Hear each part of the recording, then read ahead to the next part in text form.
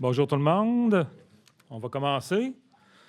Je me présente, Benoît Desty, je suis directeur du CQSS, le Centre interuniversitaire québécois de statistiques sociales, et aussi dans mes temps libres, professeur d'économie à HEC Montréal. Je suis très heureux de vous accueillir ici pour cette deuxième collaboration entre le CQSS et la Maison des affaires publiques internationales. Donc, l'année passée, on a eu un événement sur données et politiques publiques qui a eu beaucoup de succès. Donc, on est très content de cette collaboration-là. On remercie Christine, qui est directrice de la maison, qui est présente aujourd'hui. Nous, au SIX, si vous ne nous connaissez pas, on a des laboratoires dans la plupart des universités au Québec où on donne accès aux données de Statistique Canada et de l'Institut de la statistique du Québec. Mais ces données-là, nous, tout ce qu'on veut, c'est que les gens les utilisent. Mais c'est encore mieux pour nous si les gens les utilisent pour éclairer les politiques publiques. Et donc, on va montrer quelques exemples là, de quoi peuvent servir les données aujourd'hui avec cette table ronde-là. Je laisse tout de suite la parole à Vincent pour introduire nos super panélistes et de faire commencer la discussion. Merci.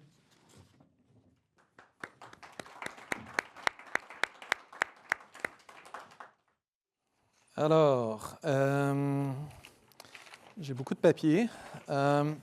Bonjour à tous. Merci au Centre, merci à la Maison. C'est un honneur pour moi d'être ici avec nos super panélistes. Je m'appelle Vincent, je suis prof au département de sciences politiques. On m'a demandé d'être ici probablement parce que je suis un nerd de données et c'est probablement ça la raison. Donc, voici, je fais la présentation des panélistes et ensuite, je vais me déplacer là pour entamer la discussion. Alors, au centre, nous avons Marie Gendron, qui est présidente du conseil d'administration et présidente directrice générale du conseil de gestion de l'assurance parentale depuis 2021. Son parcours professionnel est diversifié. Il l'a mené à occuper des fonctions stratégiques au sein d'organisations publiques et parapubliques et privées, notamment comme sous-ministre de la Culture et des Communications et secrétaire général associé au ministère du Conseil exécutif du Québec. Sous sa direction, le RQAP a contribué à des changements importants, misant sur l'introduction en 2021 de mesures favorisant un partage plus équitable du congé parental entre les parents, la prolongation de la période de prestation de 12 à 18 mois et la possibilité d'accumuler des revenus pendant la période de prestation. Détentrice d'une maîtrise de l'Université de Montréal, sciences politiques, yes! Super. Elle possède une connaissance approfondie des rouages gouvernementaux et de l'incidence des politiques publiques sur différents secteurs d'activité. Comme je vous le disais avant la présentation, j'ai vraiment très hâte d'en apprendre de vous, surtout sur comment on peut, nous, les chercheurs, nous rendre plus utiles pour les gens qui prennent les décisions importantes comme vous. Notre deuxième panéliste est William Arbour. Mon ami William, qui est professeur adjoint au département de sciences politiques et économiques de l'Université de Montréal depuis 2023. Il est titulaire d'un doctorat en sciences économiques de l'Université de Toronto et ses recherches en microéconomie appliquée sont super cool. Elles se concentrent sur l'évaluation des politiques publiques dans plusieurs secteurs, dont la criminalité, l'éducation, et l'économie du travail. Il se distingue par l'emploi de techniques économétriques avancées et de méthodes fondées sur l'intelligence artificielle, l'apprentissage automatique et ainsi de suite. Il est chercheur affilié au Centre international de criminologie comparée et au Cyrano. Il a publié dans le Journal of Human Resources, qui est une revue absolument extraordinaire, sur l'efficacité des programmes de réhabilitation en prison et il mène en ce moment des projets sur l'impact des caméras de surveillance à Montréal et sur l'effet des pères en détention financés par le CRSH. Finalement, Vincent Chandler est professeur au département des relations industrielles de l'Université du Québec en Outaouais. Il est économiste appliqué. Il a obtenu son doctorat à l'Université Queen's après des études à McGill et à l'Université de Bonn. Ses travaux, aussi diversifiés, on couvre une bonne étendue, portent sur l'efficacité et les effets distributifs des politiques fiscales, comme le crédit d'impôt pour transport en commun, que vous avez publié dans Canadian Public Policy. Vous avez également étudié des sujets comme la viralité des contenus sur Facebook, les processus d'évaluation de bourses doctorales, le comportement suicidaire des adolescents et l'impact environnemental du transport public. Vincent Chandler a une approche interdisciplinaire et une super capacité de vulgariser la recherche. Et ça se manifeste tant dans ses publications académiques que dans ses contributions à des médias comme Iris et Aster. Alors, voici notre présentation. On peut applaudir. Merci. Alors, vous m'entendez toujours bien? Ça marche? OK, super. Donc, l'objectif aujourd'hui, c'est de comprendre comment les chercheurs et les décideurs utilisent les données administratives et les données fiscales. Donc, ce que j'aimerais faire d'abord, c'est faire un petit tour de table. On va commencer par Marie, ensuite William et finalement Vincent. Dans ce petit tour de table, j'aimerais avoir une petite introduction personnelle. Donc, dites-nous dans quel type d'organisation vous travaillez, ce sur quoi vous travaillez et surtout comment vous utilisez ces données administratives, ces données administratives, quels en sont le potentiel pour vous et quels sont les défis. Donc, Marie? J'ai combien de temps? Parce que j'ai beaucoup de choses à raconter. Autant que vous voulez. On veut vous écouter. Merci, Benoît. Merci, Christine, de l'invitation. Ça me fait plaisir toujours de revenir dans mon alma mater. J'étais étudiante ici à temps plein il y a à peu près 10 ans et quelques. Et Éric a eu la chance de me lire beaucoup, particulièrement un travail de maîtrise sur la politique familiale. Donc, j'oserais dire que je sais de quoi je parle, mais je vais être très humble considérant la qualité des gens qui m'entourent par rapport à vos profils académiques. Mais je suis contente d'être là avec des gens qui ont justement des profils aussi intéressants. On va se reparler d'ailleurs pour l'évaluation de programme. Je remercie le CICUS parce que c'est vraiment important, ce discours, cet échange-là. C'est vraiment important de se parler. J'ai des gens qui sont ici, qui m'ont écouté à l'ACFAR, ça fait qu'ils vont peut-être trouver que je radote, mais je saisis toutes les occasions, justement, pour mélanger nos mondes, parce que c'est essentiel pour élaborer les politiques publiques, mais pour aussi voir leur efficacité. Donc, merci beaucoup de m'offrir cette occasion-là de partager avec vous. Alors, comme je disais à Benoît, quand on jasait tantôt, les données, bien évidemment, ça peut dépendre des lieux, ça peut dépendre des ministères. J'en ai quand même, j'ai travaillé dans quelques-uns, surtout au Conseil exécutif aussi, où je lisais essentiellement tout ce qui s'en allait au Conseil des ministres. Donc, tous les mémoires de tous les ministères, de tous les projets de règlement. Donc, pendant 3 ans de temps, on apprend beaucoup de choses sur l'État québécois. On apprend beaucoup de choses sur l'élaboration des politiques publiques. Et on apprend aussi si, oui ou non, il y a des données qui sont incluses dans les décisions gouvernementales au sens large. Je peux vous dire qu'après 2 ans, j'ai refait le gabarit des mémoires qui allaient au Conseil des ministres, justement parce que je trouvais qu'il n'y avait pas assez de données et il n'y avait pas assez d'exigences d'analyse comparative, par exemple. Donc, comment peut-on prendre une décision sans savoir l'impact sur les populations, les clientèles?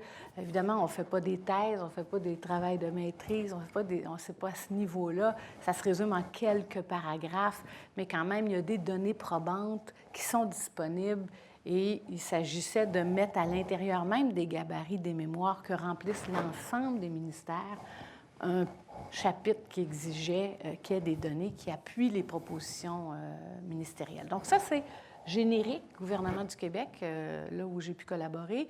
Spécifique, Conseil de gestion de l'assurance parentale, la présentation disait, je suis arrivée, on venait tout juste de terminer une réforme très importante du régime. Ceux qui connaissent le régime, bénéficiaire ou pas, ou anciens bénéficiaires ou grands-parents, c'est un régime d'assurance, de remplacement de revenus. Donc, on comprend tout de suite l'importance des données fiscales. Ça remplace le revenu. Donc, pour savoir où en sont nos prestataires et comment notre politique influence leur vie, bien, c'est toujours une... C'est pas assez fort, je le frotte. C'est que le micro est trop bas, vous l'accrochez. Ah, je l'accroche pas. Désolée. Désolée. Puis je bouge beaucoup des mains. Donc, c'est ça. Pour comprendre, à la base, si on est un régime de remplacement de revenus, la réponse est là par rapport aux revenus. Savoir si on a eu une contribution importante ou pas sur la santé financière des familles, c'est à la base aussi comme données essentielles, incontournables. Quand on met en place des mesures, bien là, on aura, avant ça, regardé beaucoup d'autres données. On a une banque impressionnante de données administratives pour comprendre le comportement des prestataires. Donc, comment se sont-ils comportés depuis 2006 que le régime est en place? Quand on arrive à la réforme en 2020, quelles sont les zones d'ombre? Quelles sont les choses que l'on doit améliorer? Exemple, la participation des pairs, PE, accent grave, RES, ou la conjointe qui n'a pas donné naissance. Donc, comment faire pour s'assurer qu'on accroît ces vecteurs-là qui sont à la base même du régime? Donc, banque de données administratives, banque de données fiscales, évidemment, et je vais vous parler de l'ELDEC. C'était de ça dont je devais parler beaucoup à l'ACFAS. Moi, je dis toujours que l'ELDEC, c'est une des plus belles inventions après le pain tranché. L'ELDEC, ça nous distingue aussi. Vous êtes tous des chercheurs, vous connaissez la richesse de certaines banques de données. Je n'ai pas besoin de vous vanter le mérite de l'ELDEC. Et pour nous, quand je suis arrivée au Conseil, on n'était pas vraiment partenaire de l'ELDEC 2. Et j'ai insisté pour qu'on le devienne parce que c'est comme ça qu'on peut voir comment les cohortes d'enfants ou de parents qui ont pris ou non des congés, combien en ont-ils pris. On peut suivre dans le temps une autre des facettes, un autre des objectifs de notre politique. Donc, rapidement, c'est trois grandes zones de données qui sont essentielles pour nous dans l'élaboration de la politique. Je vais laisser William parler d'évaluation de programme, mais évidemment, quand on fait l'évaluation de nos mesures, il faut voir qu'est-ce qui se passait avant, qu'est-ce qui se passe après. Bien là, on a ajouté aussi des sondages, des collectes auprès de nos prestataires. Et on travaille beaucoup ces temps-ci avec Revenu Québec pour justement identifier ceux qui ne sont pas prestataires. Le RQAP, c'est populaire, là, c'est 9 naissances sur 10, donc 9 familles sur 10 qu'on rejoint, c'est pas peu.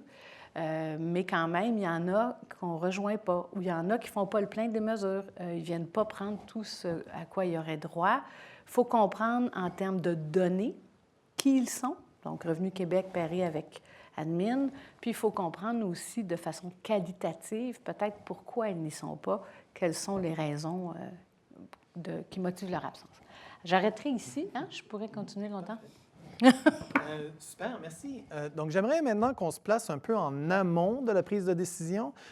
William, vous êtes spécialiste en microéconomie appliquée et c'est un champ que j'observe un peu de l'extérieur et mon impression, c'est qu'il y a eu énormément de changements, d'évolutions, peut-être même d'améliorations dans le champ dans les dernières années. Puis j'aimerais donc que vous me parliez un peu de votre pratique, quel type d'innovation méthodologique vous employez, quel type de données pour répondre à quel genre de questions. Donc, parlez-moi de tout ça. Avec plaisir. Est-ce qu'on m'entend bien? Je pense que oui. Merci beaucoup de l'invitation, premièrement, de la Maison Éducique. Ça me fait plaisir d'être ici aujourd'hui.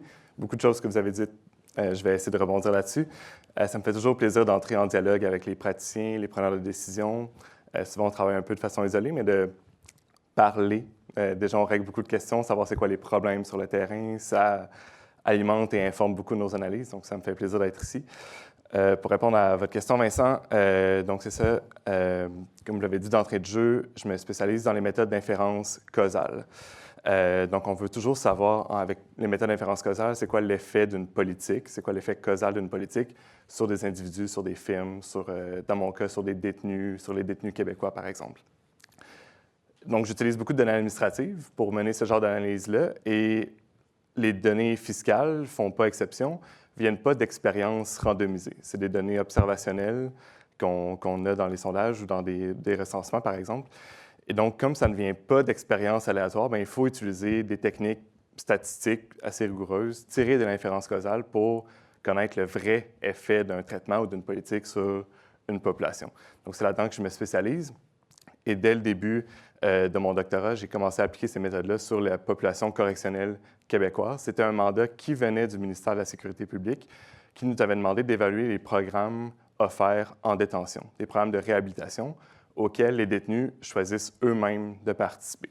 Donc, à l'arrivée à la détention, les détenus peuvent décider eux-mêmes, par exemple, de participer soit à une thérapie cognitivo-comportementale, soit à une thérapie de gestion de la colère, gestion des finances. Ils peuvent faire différentes interventions. Et notre but à nous, c'est de savoir c'est quoi l'effet de participer à une formation comme celle-là sur la récidive dans le futur, donc sur la trajectoire criminelle des participants. C'est un cas assez particulier où les individus choisissent eux-mêmes de participer ou non. On ne peut pas simplement comparer les participants et les non-participants. C'est comparer des pommes et des oranges. Donc, on doit bien connaître le terrain pour essayer de trouver la meilleure stratégie d'identification, trouver le meilleur design de recherche.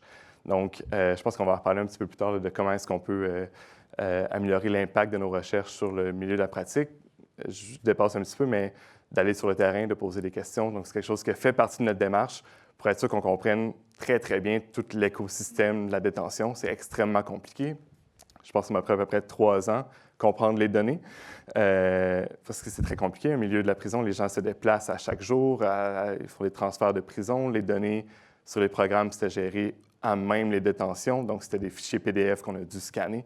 Donc, bon, vous comprenez un peu le principe. Et oui, Vincent, comme vous le disiez, beaucoup d'améliorations ont été faites du côté méthodologique. À l'ère de l'intelligence artificielle, ces nouveaux outils-là peuvent s'appliquer à nos analyses aussi. Je vais en parler un petit peu plus tard, mais si on parle d'apprentissage machine ou de machine learning, par exemple, ça nous permet d'aller un petit peu plus loin que ce que les techniques de base nous permettent de faire. Vous disiez, par exemple, cibler les personnes qui ne participent pas à un programme. C'est quelque chose qui est très possible avec les nouveaux outils qui sont disponibles maintenant. Donc, je pense qu'on va en reparler. Et pour faire le pont un peu avec les données fiscales, un point que j'aimerais apporter, il y a récemment eu un couplage entre les données carcérales, donc tout ce qui concerne le milieu correctionnel et la prison, un couplage entre ça et les données fiscales, ce qui ouvre la porte à plusieurs questions de recherche extrêmement intéressantes. Et on est parmi les premiers pays de toute la planète à avoir accès à un couplage comme celle-là. Donc, par exemple, ça ouvre la porte à des questions comme c'est quoi l'impact de la détention sur les revenus des personnes détenues à long terme? Est-ce qu'il y a d'autres sanctions alternatives qui nous permettraient à la fois de gérer l'efficience, je dirais, en termes de sécurité, mais aussi l'efficience en termes de fiscalité, en termes de revenus de travail? Donc, ça ouvre la porte à plein de questions de recherche, ce qui pourrait guider notre réflexion, là, justement, comme je le disais, autant d'un point de vue de sécurité, autant d'un point de vue fiscal. Donc, c'est vraiment des belles opportunités qui s'ouvrent à nous là, avec les nouvelles données disponibles au Canada. Wow, super. Donc, on a tous ces outils, on a toutes ces données et je me demandais, Vincent, si tu pouvais nous éclairer sur les résultats qu'on peut obtenir en exploitant ces données, en exploitant ces outils. Et je vois, en regardant la biographie, qu'il y a plein d'études dans votre dossier sur les excès de vitesse, sur la qualité des services de garde, sur la propagation de la grippe. Et donc, je me demandais quel genre de résultats peut-être contre-intuitifs ou importants en termes de politique publique on découvre quand on utilise ces données. Oui, en fait, il y a plein de possibilités. On rentre toujours, un petit peu, ça revient au point du système carcéral. Quand on rentre dans une banque de données administrative, c'est important de bien comprendre comment la banque de données a été créée. On a un aperçu un petit peu de comment les gens travaillent, comment les gens sont entrés. Puis, par exemple, dans la situation pour l'impact, dans ce cas-ci, l'impact de la grève, là. Donc, je m'intéressais à l'impact de la grève, la grève des transports en commun à Ottawa qui a eu lieu il y a plusieurs années. Puis, initialement, mon premier réflexe, c'est de penser, bon, il y a plus d'autos sur la route, on s'intéresse à la pollution, l'impact sur l'asthme. Donc, j'étais allé chercher des visiteurs à l'urgence, en essayant de regarder, bon, c'est quoi les diagnostics qui ont été faits dans les visites d'urgence. Je commence à faire rouler mes programmes pour voir qu'est-ce qui ressort, est-ce qu'il y a une augmentation du nombre de visites pour l'asthme, ça. Et comme ça arrive souvent en recherche empirique, il n'y a absolument rien qui sort. Là. Donc, je sors des trucs, c'est des valeurs P de 0,5, 0,6. Puis je ne suis même pas capable de zigonner avec mes variables pour essayer de trouver quelque chose en dessous de 0,5. Donc, je me dis, bon, OK, on va y aller de manière plus générale. Je fais rouler mes trucs pour voir qu'est-ce qui se passe. Là. Puis tout d'un coup, je me rends compte que il y a quelque chose qui se passe avec l'influenza. Donc, tout d'un coup, l'influenza, comme il y a des résultats qui sortent pour l'influenza, puis bon, il y a toujours l'idée, on parle toujours aux étudiants de maîtrise, faites attention, pas de data mining, faites pas rouler vos trucs juste pour voir ce qui se trouve. Là. Mais il y a des situations où on fait rouler le truc, puis on se rend compte qu'il y a quelque chose qui sort pour l'influenza, puis c'est un petit peu étrange. Puis là, bon, évidemment, j'en parle à ma conjointe, puis évidemment, si les gens ne prennent pas l'autobus, bien, je veux dire, la transmission de l'influenza, on a des gens dans l'autobus, c'est serré, les gens touchent les mêmes surfaces. Donc, c'est normal qu'il y ait un impact sur la transmission de l'influenza durant cette période-là. Donc ça, c'est le genre de situation où, bon, finalement, le papier, évidemment, je n'ai pas écrit le papier en disant, bon, je cherchais ça, puis finalement, j'ai trouvé ça. Il y a une belle logique cohérente à travers le papier. Mais il y a beaucoup de situations où on se dit, on a une certaine théorie en tête, on commence à faire notre analyse, on se rend compte que ça ne fonctionne pas. On regarde un peu à gauche, à droite pour voir qu'est-ce qui pourrait exister. Je me dis, bon, il y a sûrement quelque chose qui va ressortir, là. Surtout parce que les données m'avaient coûté environ 3 000 $. Donc, je voulais sortir un papier avec ces données-là. Puis, finalement, c'est ce genre de situation où on trouve quelque chose qui est non-intuitif. Évidemment, maintenant que je le dis, tout le monde dit, bien, évidemment, surtout qu'on... Ça, c'était pré-COVID, là. Donc, pré-COVID, c'est peut-être plus difficile de s'imaginer ce genre de résultat-là, mais on voit que dans ce genre de contexte-là, il y a un lien à faire entre les deux. Donc, je suis arrivé à ce résultat-là, puis donc c'est intéressant de voir à quel point, dans ce contexte-là, on trouve un résultat, même si ce n'est pas le résultat qui est intéressant, mais ça fait quand même une publication. J'aimerais ça rester au bout de la table, puis demander qu'est-ce qui se passe après qu'on ait trouvé ce résultat contre-intuitif ou ce résultat qui est important. Donc, c'est quoi l'expérience du chercheur là-dedans? Est-ce qu'il y a un écho auprès des décideurs? C'est quoi le contact? Dans ce cas-ci spécifique, il n'y a pas vraiment de résultats. Le problème, c'est que de temps en temps, on trouve des résultats. C'est intéressant au niveau peut-être global, là. Mais dans le cas d'OC Transpose, je leur dis, bien, si les gens font la grève, il y a moins de transmission de l'influenza. Je veux dire, qu'est-ce qu'ils vont faire? Quelle est la réaction? Donc, c'est un petit peu le défi de temps en temps. En tant que chercheur, on a certains objectifs, là. Puis le côté administration a d'autres objectifs. Donc, nous, on se dit, c'est super excitant, j'ai trouvé un résultat, c'est significatif, c'est intéressant. Puis les gens nous disent, puis qu'est-ce qu'on est supposé de faire avec cette information-là? Comment est-ce qu'on peut changer les politiques, adapter les programmes pour tenir compte du résultat? Puis c'est là où je me dis, bon, moi, du côté de mes économistes, tout le monde est excité du résultat, mais de l'autre côté, il y a comme une déception. On s'attendait à quelque chose de plus gros. Puis le problème, c'est que souvent, on n'arrive pas vraiment à répondre aux grosses questions. Ils arrivent à des grosses questions, on aimerait ça savoir si c'est bon. Je suis comme, mais ça veut dire quoi, bon? Comment est-ce que vous définissez ça? Est-ce qu'on a des variables par rapport à ça? Donc, c'est un petit peu la difficulté lorsqu'on a le contact entre le milieu académique et le milieu peut-être des politiques, où on a la difficulté à parler le même langage. Puis c'est là où, des deux côtés, il y a parfois de la frustration où je ne peux pas vraiment analyser ça, où la question que vous me posez, honnêtement, n'est pas vraiment intéressante. Je peux rien faire avec ça. Donc, ça arrive qu'il y a des problèmes à ce niveau-là. Si je peux réagir, oui. C'est en plein comme ça que ça arrive. Mais ce que nous, on a fait, c'est que chez nous, j'ai 2 économistes, alors qui parlent votre langage ou qui traduisent. Donc, en termes méthodologiques, parce que bien que je comprenne, je ne peux pas challenger si vous me proposez telle méthode ou l'autre, mais j'ai deux doctorants qui sont là et qui parlent aux chercheurs. Donc, ce qu'on a fait quand je suis arrivée, parce que je trouvais ça vraiment important d'aller chercher cette connaissance-là, il y avait déjà 2 économistes dans l'équipe, mais au lieu d'avoir des chercheurs qui nous appellent ça occupe du temps, ça. Alors, quand on a une job à faire avec des politiques publiques à élaborer, on a moins de disponibilité pour vous alimenter, même si c'est important et intéressant. Alors, j'ai un peu viré le truc à l'envers en me disant, bon, bien, pourquoi on ne détermine pas nos objectifs stratégiques? Puis, quels sont nos besoins de recherche? Puis, allons voir des chercheurs qui sont soit déjà en lien avec nous, soit d'autres, en regardant les travaux qu'ils publient, et essayons de voir si on ne pourrait pas s'entendre à trouver une réponse ensemble. Alors, j'aimais ça, William, quand vous cherchez, vous élargissez, là, puis c'est toujours ça le défi pour un praticien. Il faut arriver, avec que ce soit l'influenza ou autre chose, avec une mesure là, qu'on peut déployer ou qu'on peut mettre en place, élaborer quelque chose qui se tient. Donc, c'est ce qu'on fait maintenant. C'est depuis 3 ans, on élabore nos objectifs stratégiques de connaissance, de recherche, et on élabore l'échéancier de travail qu'on aurait. Et après ça, on contacte. On hésitait entre faire des appels à projets ou bien plutôt y aller avec des gens qui connaissent un peu déjà nos banques de données ou nos réalités ou des banques de données connexes pour qu'on puisse partir de là puis arriver à l'atteinte de nos résultats de recherche. Concrètement, là, j'ai plein d'exemples. Là. Oui, mais juste pour renforcer cette idée, est-ce que vous auriez un exemple Ah oui, oui. de programme ou d'appel? Oui, absolument. Avec Guy Lacroix, que vous connaissez peut-être, économiste à l'Université de Montréal.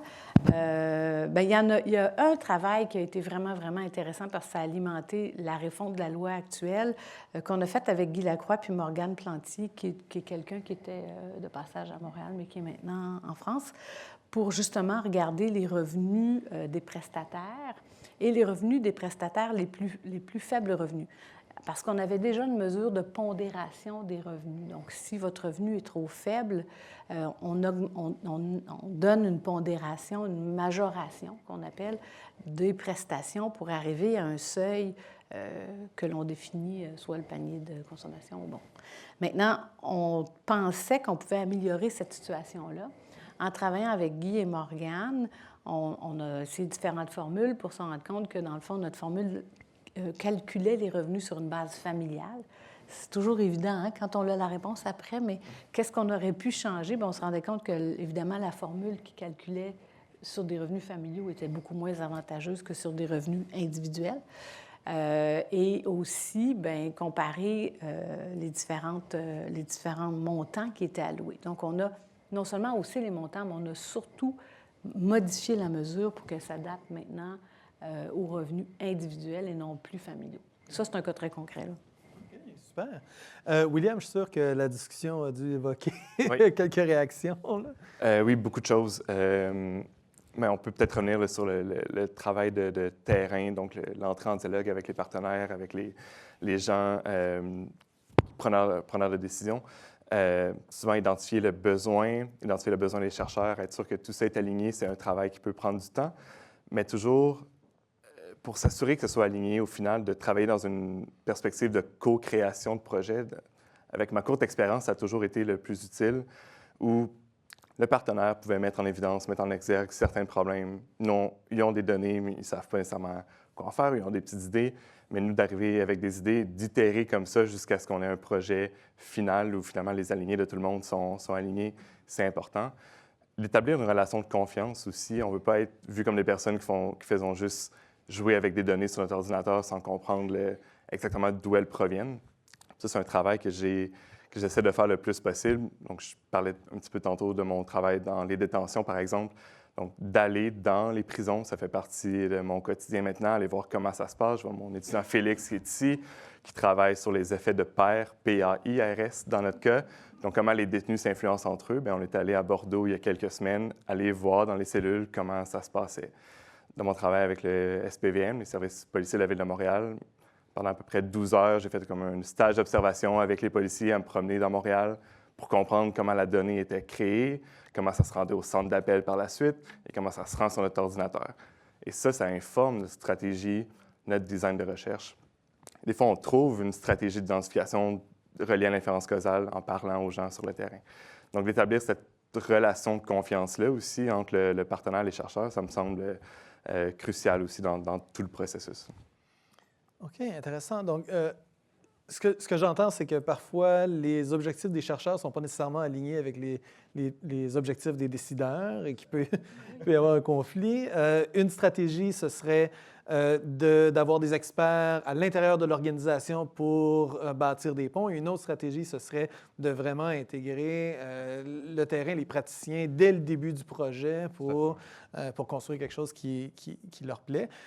J'aimerais rester quand même sur ce thème parce que, et là, c'est un peu... c'est un peu mon intérêt personnel là, que j'essaie de... Mais je veux des trucs, dans le fond. Je suis chercheur et je veux savoir comment je peux vous parler, vous aider. Donc, je ne sais pas, Marie, si vous avez des trucs à me donner ou comment est-ce que... Tellement d'idées, tellement de projets de recherche en cours. Et bien, les trucs... je vais parler de notre réalité, là, mais je vais parler concrètement du conseil. Évidemment, en arrivant, j'ai non seulement misé sur mes experts, mais j'ai aussi créé un poste de veille. Et ça, la veille, c'est essentiel pour voir qu'est-ce que vous êtes en train de publier. Évidemment, on n'a pas des moyens infinis, donc on va focusser beaucoup sur ce qui se publie dans notre domaine. Mais la richesse aussi d'avoir des partenaires, parce que je dirais que ce que William a amené, c'est complémentaire à ma stratégie. De toute façon, effectivement, il faut rentrer dans un climat de confiance. Puis c'est plus facile de travailler avec quelqu'un avec qui on a déjà travaillé parce qu'on se connaît. Maintenant, on prend quand même des risques. On ouvre quand même notre brochette de chercheurs régulièrement. Mais nous, c'est beaucoup la veille qui nous alimente.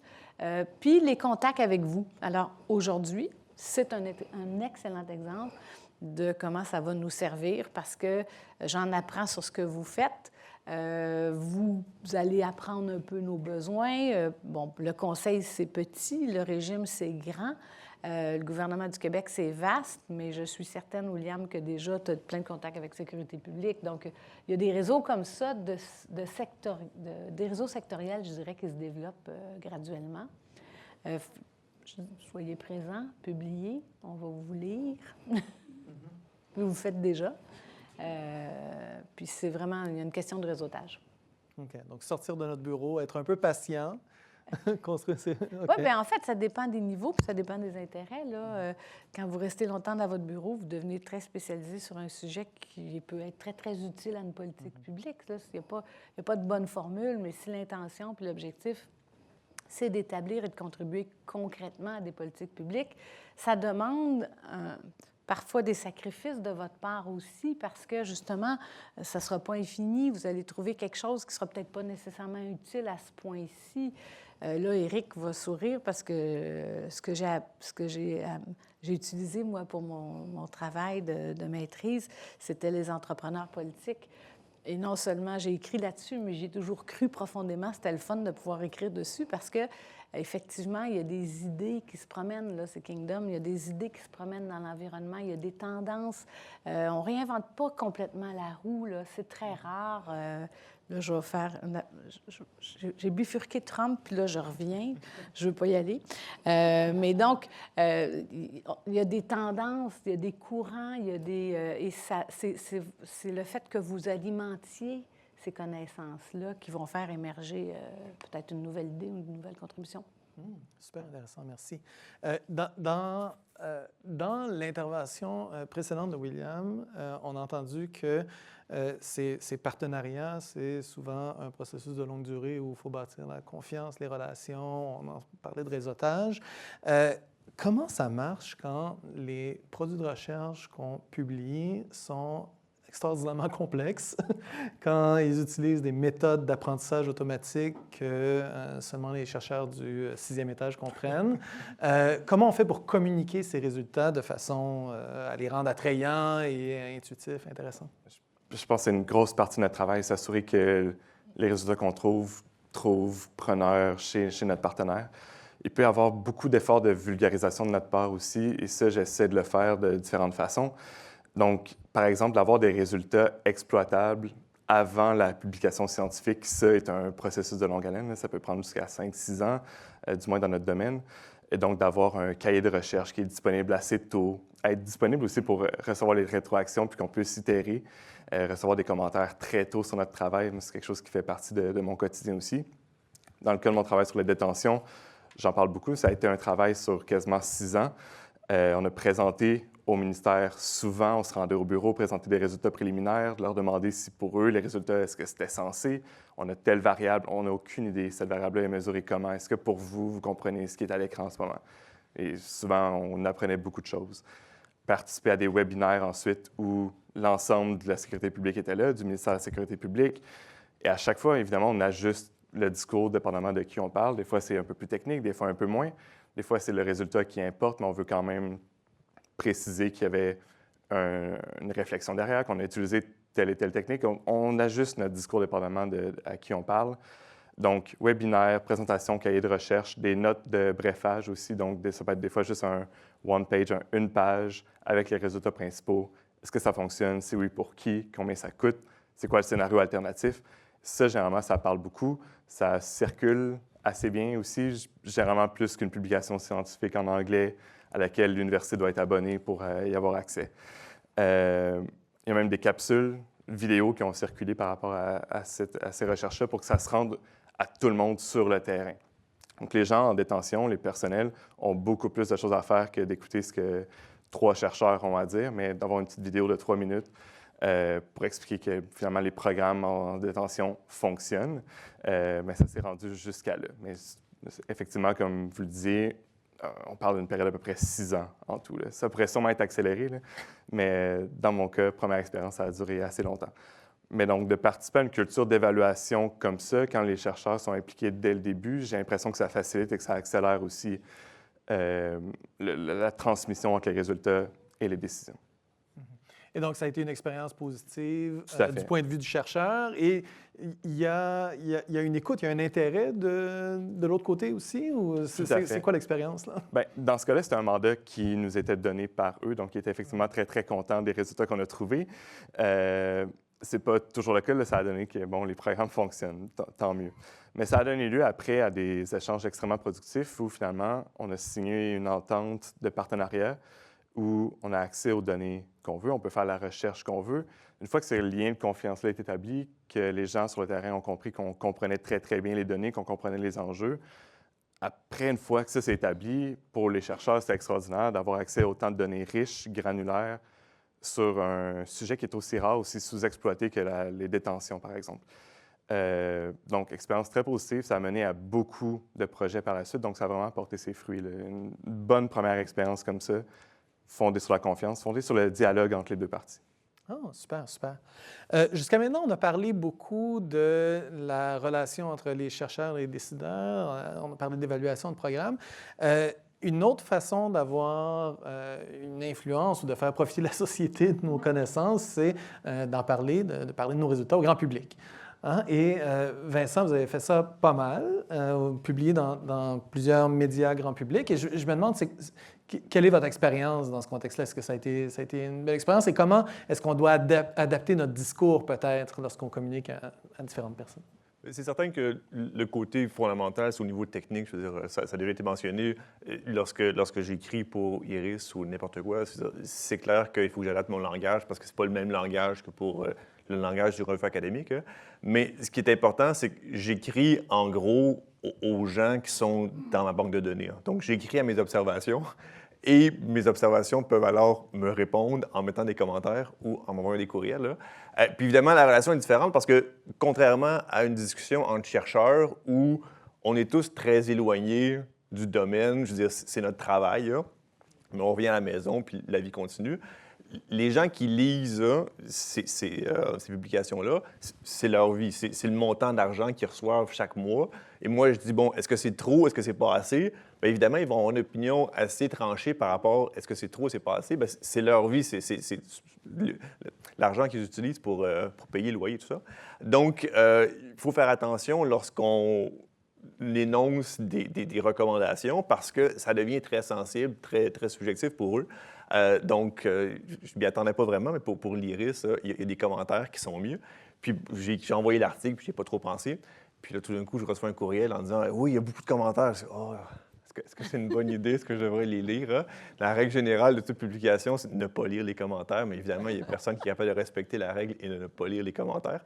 Et j'étais quand même heureux de voir qu'il y avait beaucoup de gens qui écrivaient de manière « Oui, ça reflète ma situation. » Parce que le problème, c'est que moi, je regarde ça de ma perspective. Je n'ai pas la possibilité de parler avec ces gens-là. Je ne sais pas comment est-ce qu'ils se sentent par rapport à ça. Les gens qui disent « Oui, moi, cette situation-là a eu lieu, tout ça. » Donc, je ne suis pas dans ma tour d'ivoire, puis je regarde des gens, puis je suis éloigné, puis c'est « Non, ça correspond. » Donc, dans un sens, c'est bien d'avoir la rétroaction de ces gens-là pour se rendre compte, oui, ça, comme tout fonctionne bien, c'est correct. Là. Évidemment, j'ai eu quelques commentaires tout en majuscule, là, mais c'était une minorité. Donc, c'est quand même bien, mais maintenant que j'écris ce genre d'article-là, j'essaie de penser, bon, mais je ne vais pas nécessairement être aussi cassant qu'on le serait peut-être en économie, d'essayer d'y aller de manière plus agréable pour que le message passe plus facilement. Donc, en termes de pédagogie, ce genre d'article-là, c'est un peu le continuum du cours où je suis pédagogique, où j'ai 45 heures pour expliquer quelque chose. Là, et là, maintenant, j'ai 800 mots pour expliquer quelque chose, là, mais il faut que le message passe. Comment est-ce que je l'expliquerai à mes étudiants? Puis le truc, c'est qu'il y a beaucoup de ces éléments-là qui viennent de réflexions en cours, là, où je présente quelque chose, je dis, me semble que c'est cool, ça, c'est quand même bien. Ça serait peut-être pas être intéressant pour des gens du grand public, là. Donc, comment est-ce que je peux adapter ce 10 minutes de classe-là dans un article là, qui pourrait être utile? Puis je pense que c'est intéressant. On parle beaucoup dans beaucoup de situations pour les politiques publiques. On a souvent le choix en tant que citoyen. Bon, par exemple, je pense au régime québécois d'assurance parentale. J'ai 2 types de régimes là, qui sont intéressants. Puis bon, le citoyen peut choisir lequel qui l'intéresse, mais on peut aller un petit peu plus loin et regarder, bon, mais pourquoi est-ce qu'il y a 2 régimes? Qu'est-ce qui pourrait exister d'autre comme régime? Hein? Donc, d'aller en consultation pour voir qu'est-ce qui pourrait être intéressant, c'est quoi les répercussions en termes de redistribution d'avoir ces 2 types de régimes-là. Donc, dans un sens d'impliquer la population dans ce genre de discussion, et les forcer à penser. Il y a des gens qui se posent des questions par rapport à ce genre de situation-là. Qu'est-ce que vous en pensez, vous? Et c'est ce qu'on fait souvent. Quand j'étais à la culture, on a fait une consultation comme ça pour le patrimoine. Quand on commence à parler de patrimoine, je peux vous dire que ça s'enflamme, mais souvent, on peut faire des consultations qui ne sont pas très méthodologiques, scientifiques, là, dans le sens de on va chercher quand même, mais on va chercher un pouls directement du citoyen sur une situation de politique publique. Mais je vais revenir sur une idée de Vincent. Il y a différents moyens qu'on peut mettre en place. Par exemple, bon, il y a le magazine Options politiques qui vise qui a un créneau plus large. Là. On est en vulgarisation scientifique, clairement. Moi, j'ai poussé l'audace d'essayer d'être co-auteur avec la chercheure. Ça, c'était tout, imaginez la gymnastique, là, parce qu'il y a l'autonomie du chercheur qui veut pouvoir énoncer sa critique. Mais moi, je suis un employé du gouvernement du Québec qui n'a pas envie de se faire critiquer dans la vie, c'est pas vrai, mais je suis ouverte à la critique, mais dans le sens où je gère une politique publique, puis on essaye d'offrir la meilleure politique publique. Donc, c'était très intéressant d'arriver à co-signer ensemble. On a réussi. Et là, je reviens à la confiance parce qu'il faut être vraiment proche. C'est Sophie Mathieu qui vient tout juste, d'ailleurs, d'être embauchée à l'Université de Sherbrooke en politique publique. On fait aussi, nous, des coups d'œil qu'on appelle. Alors, nous-mêmes, nous prenons vos publications et dans certaines qui touchent des tendances, on va nous-mêmes faire une étape de vulgarisation. Et beaucoup, on a donc une liste d'envoi, soit de parties prenantes du secteur famille, petite enfance, tout ça, ou encore beaucoup de gens qui sont, au contraire, des communautés de chercheurs. Et l'autre truc qu'on a fait, que j'ai fait l'an dernier, d'ailleurs, ça, c'était très intéressant, on appelle ça nos matinées RQAP, mais grosso, ce qu'on a voulu faire, c'est pour pas que toute cette connaissance-là se perde, on a invité nos parties prenantes.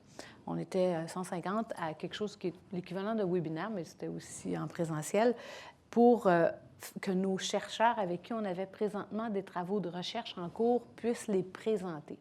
Là, je ne vous raconte pas le défi communicationnel que c'était de prendre, vous connaissez peut-être Philippe Merrigan et Pierre Lefebvre, entre autres, de prendre leurs écrits et de juste mettre ça dans un PowerPoint, c'est un premier défi. Et après ça, s'assurer qu'on acceptait tous que les formules n'étaient peut-être pas nécessaires, tu sais. Mais il faut négocier là, quand on enlève ça des présentations pour en arriver, comme tu le dis bien, au constat.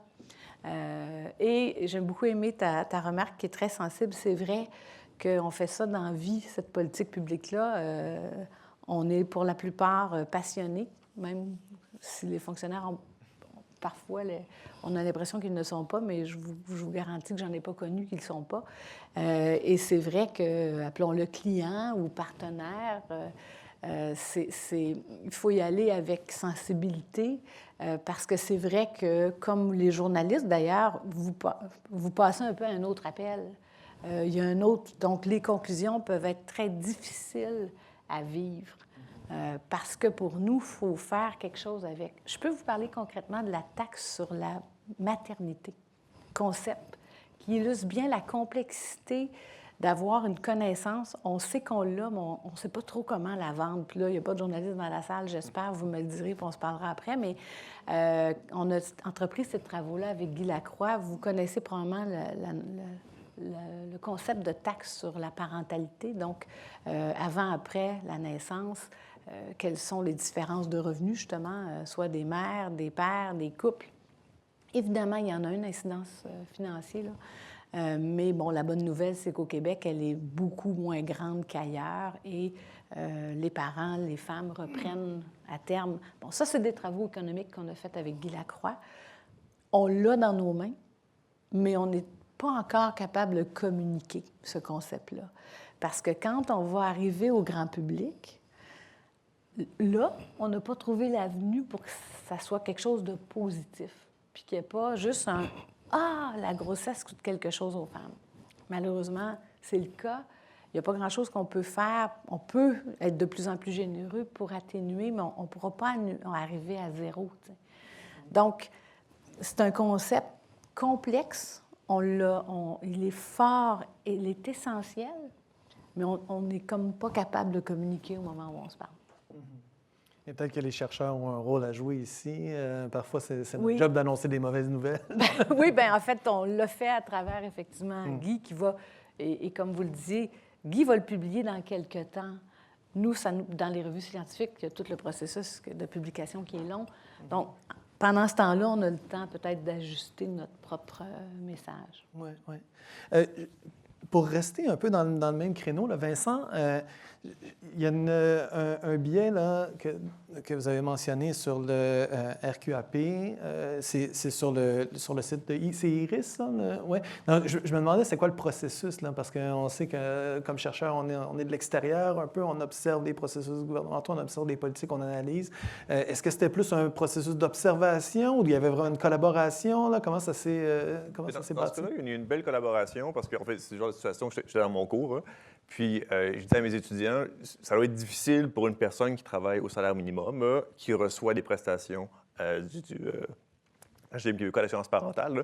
Donc, cette personne-là, est-ce qu'elle est capable d'utiliser le RQAP durant toute la longueur qui est prévue? Ou est-ce que la personne, avec ce montant-là, se dit, bien, à un certain point, je vais devoir retourner travailler parce que je n'ai pas le choix, j'y arrive pas? Donc, je me suis dit, bien, il y a probablement une relation entre le revenu de la personne et la durée des prestations. Puis bon, je disais ça à mes étudiants, puis il faudrait peut-être que je vérifie ce que je dis. Je veux dire, on a tendance à dire des fois des trucs dans nos cours. Mais donc, je me suis dit, bon, je vais envoyer un courriel. J'ai fait beaucoup de demandes d'accès à l'information dans ma vie. Donc, j'ai envoyé un courriel. Je ne me souviens pas où est-ce que j'ai envoyé mon courriel, là, demande d'accès à l'information. Finalement, je me suis fait dire, ah non, il faut passer par le régime québécois d'assurance parentale. Donc, je suis passé par ces gens-là. J'ai envoyé mon courriel. Là. Puis, j'ai reçu une réponse en disant, on trouve votre question intéressante. Là. Est-ce qu'on voit des fonctionnaires? J'envoie une demande d'accès à l'information. Habituellement, la réponse est plutôt agressive. Je trouve un avocat qui me dit « Non, vous n'avez pas le droit ». Dans ce cas-ci, la question est intéressante. On a fait rouler nos analyses. Là, et finalement, la relation est relativement faible entre le revenu de la personne et la durée. Donc, Mais ils optent habituellement pour le régime particulier qui est plus court, quand même. Ouais. Donc, il y a quand même une petite relation, oui. mais c'est quand même assez faible. Donc, dans ce contexte-là, puis bon, par la suite, j'ai été en contact avec l'actuaire en chef du RQAP, on a eu une conversation, parce que, bon, moi, j'avais ma vision du RQAP, il y avait sa vision, donc on a discuté, puis bon, de mes relations avec des organismes gouvernementaux, c'est quand même agréable d'avoir cette relation avec quelqu'un et pas à travers un avocat, parce que la plupart du temps, lorsqu'on fait une demande d'accès à l'information, il y a toujours des avocats qui se mettent entre économistes. Les deux économistes veulent travailler et on parachute un avocat entre les deux pour complexifier la relation.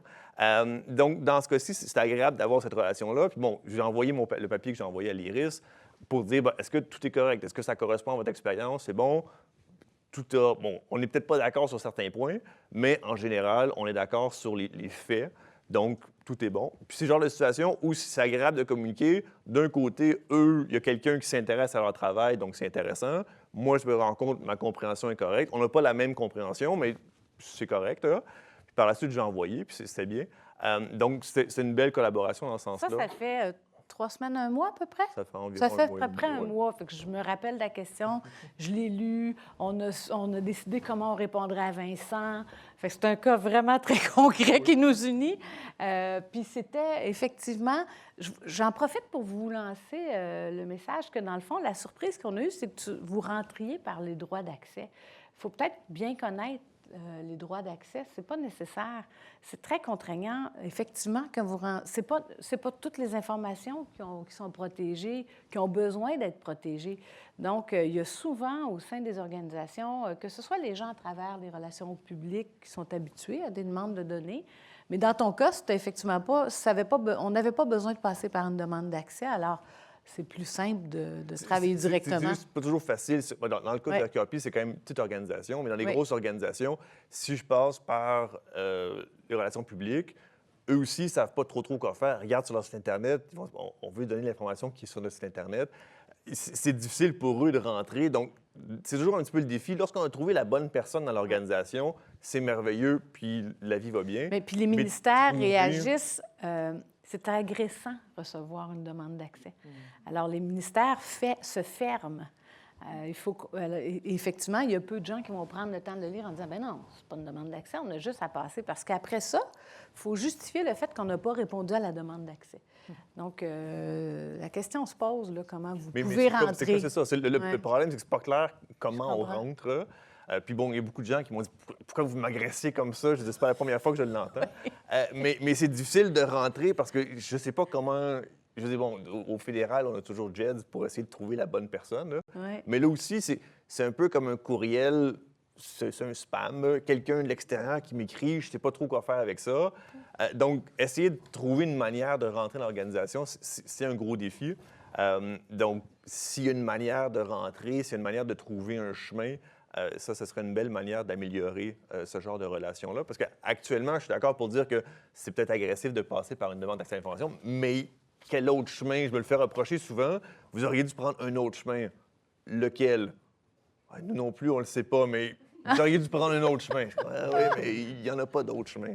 Donc, c'est un petit peu le défi en termes d'amélioration de relations. C'est bon. C'est bien noté. C'est quelque chose qui résonne quand même. Bien, ça ne s'applique pas à nous, il l'a dit, mais je vais passer le mot. Oui. Bonne idée. OK. J'aimerais maintenant ouvrir la discussion vers peut-être quelque chose de plus libre, un peu, une perspective d'avenir. Je vais vous demander d'exprimer vos besoins, vos espoirs. Donc, selon vous, et là, c'est une question qui s'adresse à tout le monde, quels sont les besoins prioritaires en analyse de données pour éclairer les politiques publiques? Donc, on peut ici parler de communication comme on vient le faire, on peut parler d'outils, on peut parler d'accès aux données. On sait qu'il y a maintenant un bon nombre de données fiscales qui sont disponibles qui ne l'étaient pas avant, et ça, c'est une ressource extraordinaire. Donc, comment est-ce que les développements, les changements qu'on a vécus méthodologiquement récemment vont affecter nos besoins? Comment est-ce que ça change? Puis peut-être que William pourrait commencer. Je peux commencer avec quelques points de discussion, puis si vous voulez m'interrompre. Je sens beaucoup d'efforts aussi pour coupler, je vais parler dans mon expérience, pour coupler des données reliées à la criminalité sur tous les autres secteurs. Bon, moi, je parle souvent de l'étude sur les programmes de réhabilitation, qu'on a trouvé qu'il y avait des effets sur la récidive criminelle.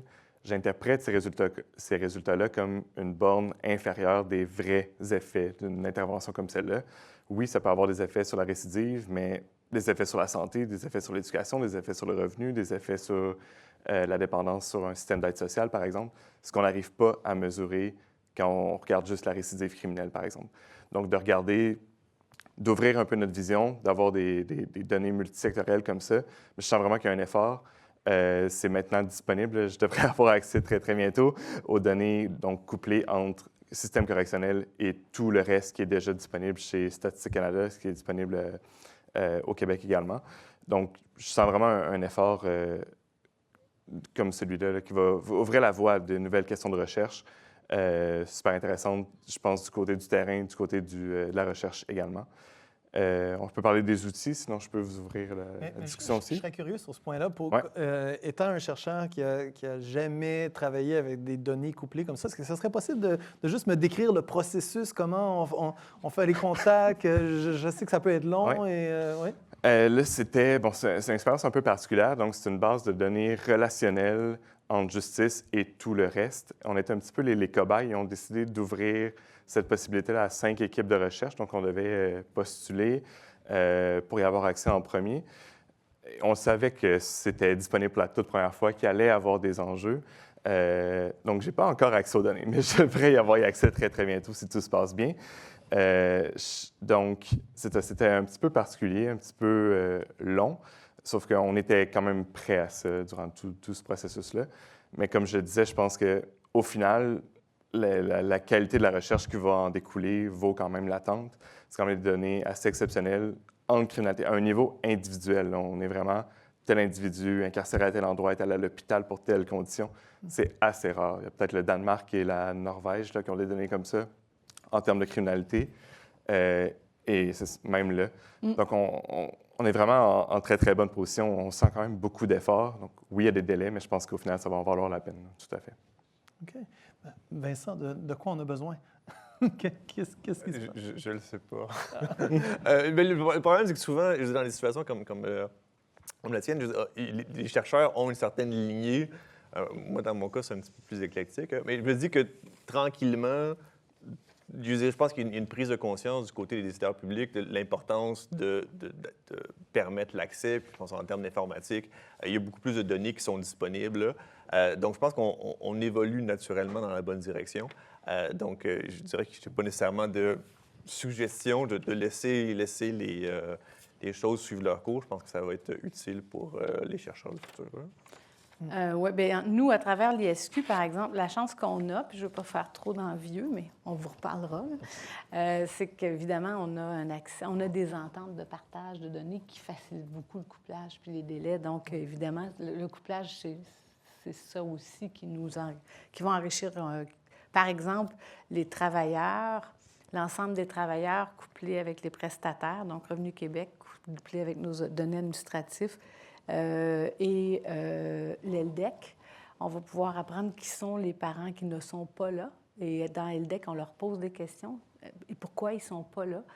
Donc, il y a plein de choses qu'on peut faire avec ça. Guy Lacroix, d'ailleurs, a couplé aussi Revenu Québec avec prestataire. Bon, c'est sûr que nous, on est assez près de l'ISQ, on est partenaire avec eux, donc on a aussi accès aux données internes du gouvernement.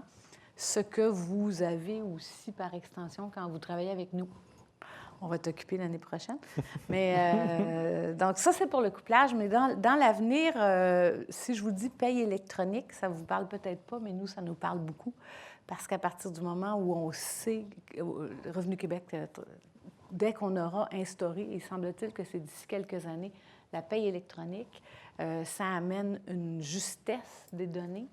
On est capable rapidement de savoir, avec beaucoup plus de précision, les revenus des prestataires, évidemment, et ça nous facilite en termes d'accès et de manipulation. Ça, pour nous, c'est quelque chose auquel évidemment, là, je pense l'intelligence artificielle qui va amener toutes sortes de percées incroyables sur la vitesse. Et est-ce que ça vient avec des enjeux à l'interne de gestion de données ou c'est délégué à... En fait, oui, c'est une très bonne question. Ça dépend. Il y a des organisations qui sont très ouvertes à partager leurs données et il y en a d'autres qui le sont moins. Alors, quand on veut pairer, mais des fois, on atteint une limite parce qu'il y a d'autres données qui seraient très intéressantes. Par exemple, l'aide sociale. Mais, par exemple, pour toutes sortes de raisons, le ministère de l'Emploi et de la Solidarité sociale est moins ouvert à partager ces données-là. Donc, c'est là où on rencontre des embûches, même à l'interne. Vous allez les rencontrer d'autant plus si vous venez de l'externe. On peut comprendre que tout ce qui est Revenu Québec, ça prend beaucoup d'entente, beaucoup de validation au niveau de la protection des renseignements personnels. Oui. Ça a coupé. Ça a coupé. William, est-ce que... Je peux rebondir sur la partie peut-être intelligence artificielle, la partie plus outils. On est vraiment à une nouvelle ère aujourd'hui où c'est possible de traiter beaucoup de données en même temps, mais aussi des données différentes. Un exemple que je peux donner, je participais récemment à une journée de réflexion sur la statistique judiciaire, où tous les juges en chef du Québec, donc de toutes les instances, formaient un panel et disaient à quel point ils avaient des données, mais ne pouvaient pas les traiter. Pour les juges, des données, c'est un PDF, c'est chaque décision judiciaire. Avec les nouveaux outils de langage, par exemple, c'est possible de transformer des données non structurées, comme du texte, en données structurées et exploitables par les chercheurs par la suite. Donc, c'est ce que j'ai fait récemment. On est en train d'essayer d'établir des partenariats aussi entre le milieu de la recherche et les instances judiciaires, avec la Cour du Québec, entre autres.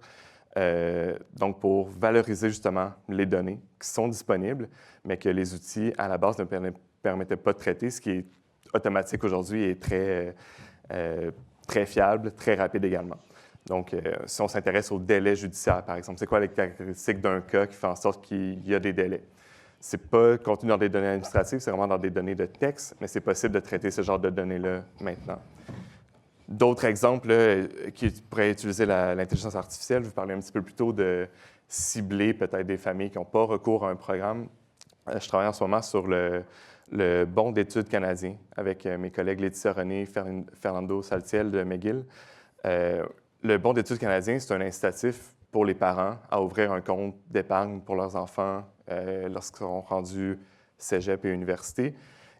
Et finalement, à l'ouverture d'un compte, il y a un certain montant qui est déposé automatiquement dans le compte de façon tout à fait gratuite. C'est assez rare de l'argent gratuit. Quand même, il y a des parents qui n'ouvrent pas ce type de compte-là. L'intelligence artificielle, dans ce cas-ci, permet de cibler avec plein d'interactions, plein de caractéristiques, quels sont les types de familles qu'on pourrait cibler, qui pourraient ouvrir un compte, qui auraient droit, mais qui, pour une raison comme une autre, ne le font pas. Donc, ça, c'est possible. Ça fait écho à ce que vous avez dit un petit peu plus tôt aussi. Donc, c'est le genre de possibilités qui s'offrent à nous maintenant à la nouvelle ère du numérique aujourd'hui. Des possibilités, j'imagine, qui viennent avec des dangers ou des contraintes. Je pense surtout à ce que vous disiez plus tôt avec l'extraction de données de texte, par exemple. Ouais. On ne peut pas envoyer ces trucs-là sur les serveurs de OpenAI. Non, mais il y a des façons de contourner ça, des façons d'utiliser les nouveaux modèles de langage sans accès à Internet. Donc, on peut toujours contourner ça et s'assurer que c'est fait dans un endroit sécuritaire. Souvent, les données sont déjà publiques quand même. Donc, toutes les décisions judiciaires au Québec sont publiques, c'est juste pas, c'est pas disponible en bloc. Donc, à ce moment-là, il y a peut-être un peu moins d'inquiétude à avoir, mais même si on travaille avec des données très, très sensibles, c'est possible de les gérer de façon très sécuritaire là, sur des serveurs spécialisés, par exemple. OK. Puis ça, quand on parle de confiance, là, c'est très important dans les premiers mots des contrats ou des ententes consignes. La notion de protection des renseignements est essentielle. Toujours dans cette perspective d'avenir, on a parlé beaucoup de la communication entre les chercheurs et les décideurs, entre les chercheurs et le grand public. On est aujourd'hui, on fait partie d'un événement qui est organisé en collaboration avec la Maison des affaires publiques et internationales, qui, je pense, a pour mission de favoriser ces collaborations, cette communication. Et j'ai envie de vous reposer la même question que je vous ai posée il y a 2 minutes. De quoi vous avez besoin? Qu'est-ce que vous voudriez voir dans le futur? Venant peut-être d'une organisation comme celle-là, donc, de quel appui est-ce que les chercheurs ont besoin? Comment est-ce qu'on fait pour organiser des événements qui connaissent un peu de succès et qui favorisent ces échanges, ces collaborations? Je dirais que très souvent, la manière que le gouvernement intervient, c'est en offrant du financement. Donc, le FRQ offre du financement pour une collaboration entre un chercheur puis un ministère. Le problème, c'est que très souvent, avant de nécessiter du financement, on a besoin de se retrouver. Donc, de trouver une sorte de marché où l'offre et la demande peuvent se retrouver, où il y a peut-être des ministères, des agences qui cherchent des gens et des chercheurs qui ont du temps ou de l'intérêt pour ce genre de truc. Mais se trouver, ça revient un petit peu à l'idée de demande d'accès à l'information. Dans le monde des économistes, c'est facile de se trouver, mais en réalité, c'est assez difficile. Là. Donc, on a beaucoup de situations où il y a peut-être quelqu'un à quelque part qui a des données. Je ne sais même pas que les données existent. C'est toujours un peu le défi lorsque je fais des demandes d'accès à l'information. Je fais une demande, je vais aller pêcher en me disant, mais il doit y avoir quelque chose, une sorte d'infrastructure qui garde les données, mais je ne sais pas vraiment qu'est-ce qui existe. Donc, il y a des gens qui sont assis sur des données, il y a des gens qui cherchent les données, mais se trouver, c'est pas facile. Donc, dans un sens, une sorte de bourse où les gens se retrouvent, ça pourrait être intéressant parce que c'est bien d'avoir du financement, mais j'ai l'impression que le financement va toujours aux mêmes personnes qui se connaissent, qui ont réussi à créer ce réseau-là. Et pour des gens qui commencent, qui n'ont pas nécessairement ces contacts-là, c'est assez difficile de rentrer dans le manège et de créer des liens parce que les gens sont cachés derrière des bâtisses, des adresses courriels. Puis, d'un autre côté, je veux dire, avant de s'intéresser à une question, il n'y a personne qui sait que dans mon cours, je parle de ça. C'est quelque chose qui m'intéresse, mais c'est pas visible. C'est pas sur mon site Internet, c'est nulle part. Donc, d'essayer de trouver une manière de créer ce lien-là, ça serait intéressant. Donc. Marie, vous avez parlé plutôt d'une refonte des gabarits des mémoires pour intégrer la recherche plus directement dans ce qui était produit à l'interne. Puis vous nous avez parlé aussi d'une espèce de veille où on gardait notre œil sur les chercheurs qui étaient pertinents dans ce... Comment est-ce qu'on fait pour organiser cette veille? Comment est-ce qu'on fait pour diversifier un peu l'entrée d'informations dans une organisation comme Bien, ça? sachez que vous êtes lus.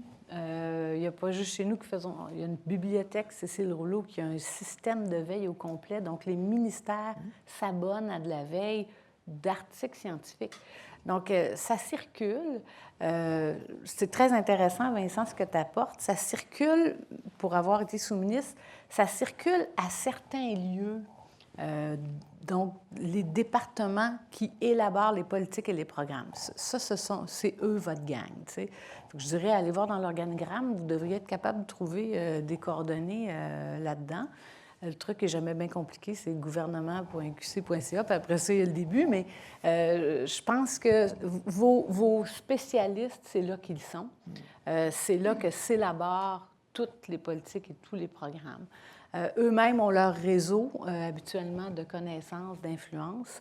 L'autre truc, je pense que tu as fait référence à ça tantôt, parce que nous, on s'est posé la question, comment on fait pour les trouver? Comment on fait pour savoir qui écrit là-dessus? Alors, on a regardé dans notre écosystème. J'ai parlé à plein de monde, plein de chercheurs, tout ça. Et on avait regardé du côté de Justice, parce que Justice avait fait un appel à projet. C'était ça que tu réfères, hein? On a choisi de ne pas faire d'appel à projet parce qu'on est vraiment trop petit, puis ça, c'est vraiment lourd. Tu as vu tout. Alors, il y a 5 équipes, là, il faut que tu choisisses. C'est vraiment beaucoup plus lourd. Puis on avait un délai quand même court. Mais c'est un avenue, l'appel à projet. Puis on y a pensé beaucoup. C'est à peu près ça que j'avais... Parce qu'il y a des contraintes organisationnelles, oui, c'est lourd. Bien sûr. Puis se trouver, je trouve ça cute, mais c'est vrai, fait que, je pense que c'est important. Puis là, peut-être que c'est vous que ça interpelle aussi. On peut venir chez vous, puis vous pouvez pas venir chez nous, tu sais, dans le sens où il y a des webinaires sectoriels, que ce soit en emploi, que ce soit en justice, que ce soit... Il y a souvent des spécialistes gouvernementaux qui sont là.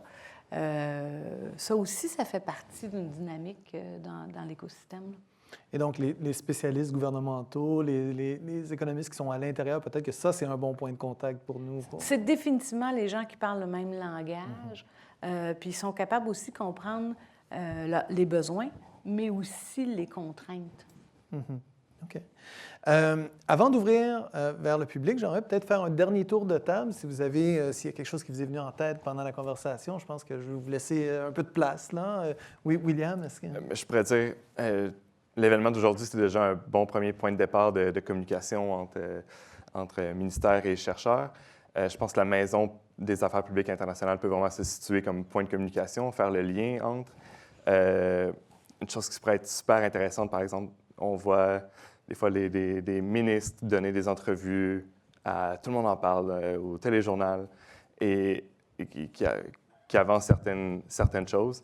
Allez voir après ce que la recherche dit. Par exemple, le ministre de l'Éducation. Qu'est-ce qu'on connaît en éducation? Est-ce qu'on pourrait faire une revue littérature, voir est-ce que c'est supporté par des données probantes? Donc, je vois que la Maison ici peut avoir 2 rôles, mettre en communication des chercheurs, mais aussi aller peut-être challenger ce qui se dit sur la place publique. Je pense que ça peut être notre rôle aussi en tant que chercheur de voir est-ce que c'est vrai, est-ce que c'est supporté par des données probantes, et sinon, d'offrir des solutions alternatives. Donc, je lance ça comme ça. Je pense que ça peut être super intéressant là, pour valoriser la recherche, valoriser les données aussi, tous en même temps. Super, merci. Vincent? Je n'ai rien de particulier, mais c'est l'idée de revenir au point de... On offre toujours de l'argent. J'ai pas besoin d'argent. Je suis dans mon sous-sol. Ça, c'est tellement important. Moi, je pensais que c'était ça la clé de la voûte, en disant, bon, on va faire un projet de recherche, on va avoir une bourse. Toutes les fois où j'ai parlé d'argent, tous les chercheurs m'ont dit, on n'a pas besoin d'argent. Ah, OK. Comment on peut... C'est quoi votre intérêt de travailler pour nous, donc? C'est un peu... c'est très drôle comme Mais c'est ça. L'idée, c'est que très souvent, moi, ce qui m'intéresse, c'est les données. Oui. Comme, je vais vous donner de l'argent. Non, mais je veux pas. Si j'ai de l'argent, il faut que j'embauche des étudiants, ça va être compliqué. J'ai mon ordinateur, je fais mes affaires, c'est tranquille. Là. Donc, l'idée on est motivé, nous aussi, par des données intéressantes. Donc, arrêter de penser que l'argent, c'est la solution à tous les problèmes. Il y a plein de situations où ça peut se faire de manière peut-être plus simple. Là, Ah, bien noté. Mais surtout, on est en période où on s'enligne vers l'austérité. Donc, Pas chez nous encore, par exemple. Le régime est assez bien garni ces temps-ci. Commentaire? J'ai pas plus à dire, mais c'est ça. Peut-être que la maison, effectivement, peut jouer un rôle intéressant. Des fois, de vous imposer d'aller à des lieux ou publier, comme le disait Vincent, dans des revues où vous ne seriez pas nécessairement allé, mais qui sont un pont. Parce qu'on se le dit, c'est ça la clé. C'est vraiment le trait d'union là, entre ces deux mondes-là on espère tous qu'ils soient plus près, mais c'est toujours la surprise. Là, quand on revient dans le milieu universitaire après avoir été praticien, là, vous ne le savez peut-être pas, mais moi, je suis revenue à 50 ans faire ma maîtrise. Les premiers temps, les profs ici sont témoins, je me demandais comment je serais capable d'écrire de la façon académique. Là, je ne pouvais pas imaginer que je reviendrais à ça. Ça faisait trop longtemps. Fait que c'est un jargon, c'est une méthode, c'est une façon de parler qui n'est pas celle que les politiciens utiliseront. Et les fonctionnaires surspécialisés peut-être, mais entre les deux, quel chemin on peut faire pour se rencontrer, justement? Super, merci beaucoup. Je vois beaucoup de collègues dans la salle et plusieurs étudiants. Je pense que vous aurez des commentaires et des questions intéressantes. Donc, je veux ouvrir le plancher à vos interventions. Il y a 2 micros. OK. Attends. Oh. Oui, vas-y.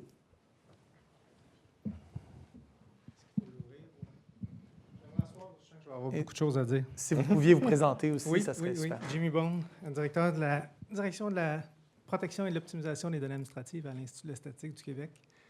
Donc, je suis content d'avoir entendu la mention de l'Institut à quelques reprises.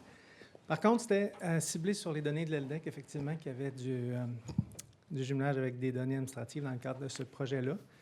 Mais il faut savoir, et vous serez peut-être intéressé, justement par le nouveau rôle de l'Institut à rendre disponibles des données administratives des différents ministères. On a déjà des données de santé, mais récemment, comme je pense William l'a mentionné, il y a les données de revenus qui sont maintenant disponibles. C'est tout nouveau, ça fait quelques semaines. On est en attente de vos demandes pour les examiner et les produire, mais je pense que c'est un beau potentiel de rendre disponibles toutes ces données-là, puis combiner à plein d'autres données, parce que justement, le rôle de l'Institut, c'est ça, c'est de faire l'appariement de toutes ces banques de données-là. On a des contacts avec plein de ministères, dont le CGAP. On a rencontré des gens chez vous. C'est moi, personnellement, qui discute avec les gens. La mécanique chez nous, c'est que le ministère désigne les renseignements qu'il souhaite rendre disponibles pour la recherche, puis l'Institut vient jouer son rôle de le rendre disponible de façon facilitée. Donc, on est juste en attente que les ministères établissent ces belles listes-là de renseignements. Nous, on est volontaires pour les accueillir, pour les mettre en relation avec tout ça. Fait que je pense qu'une des options qui va se présenter.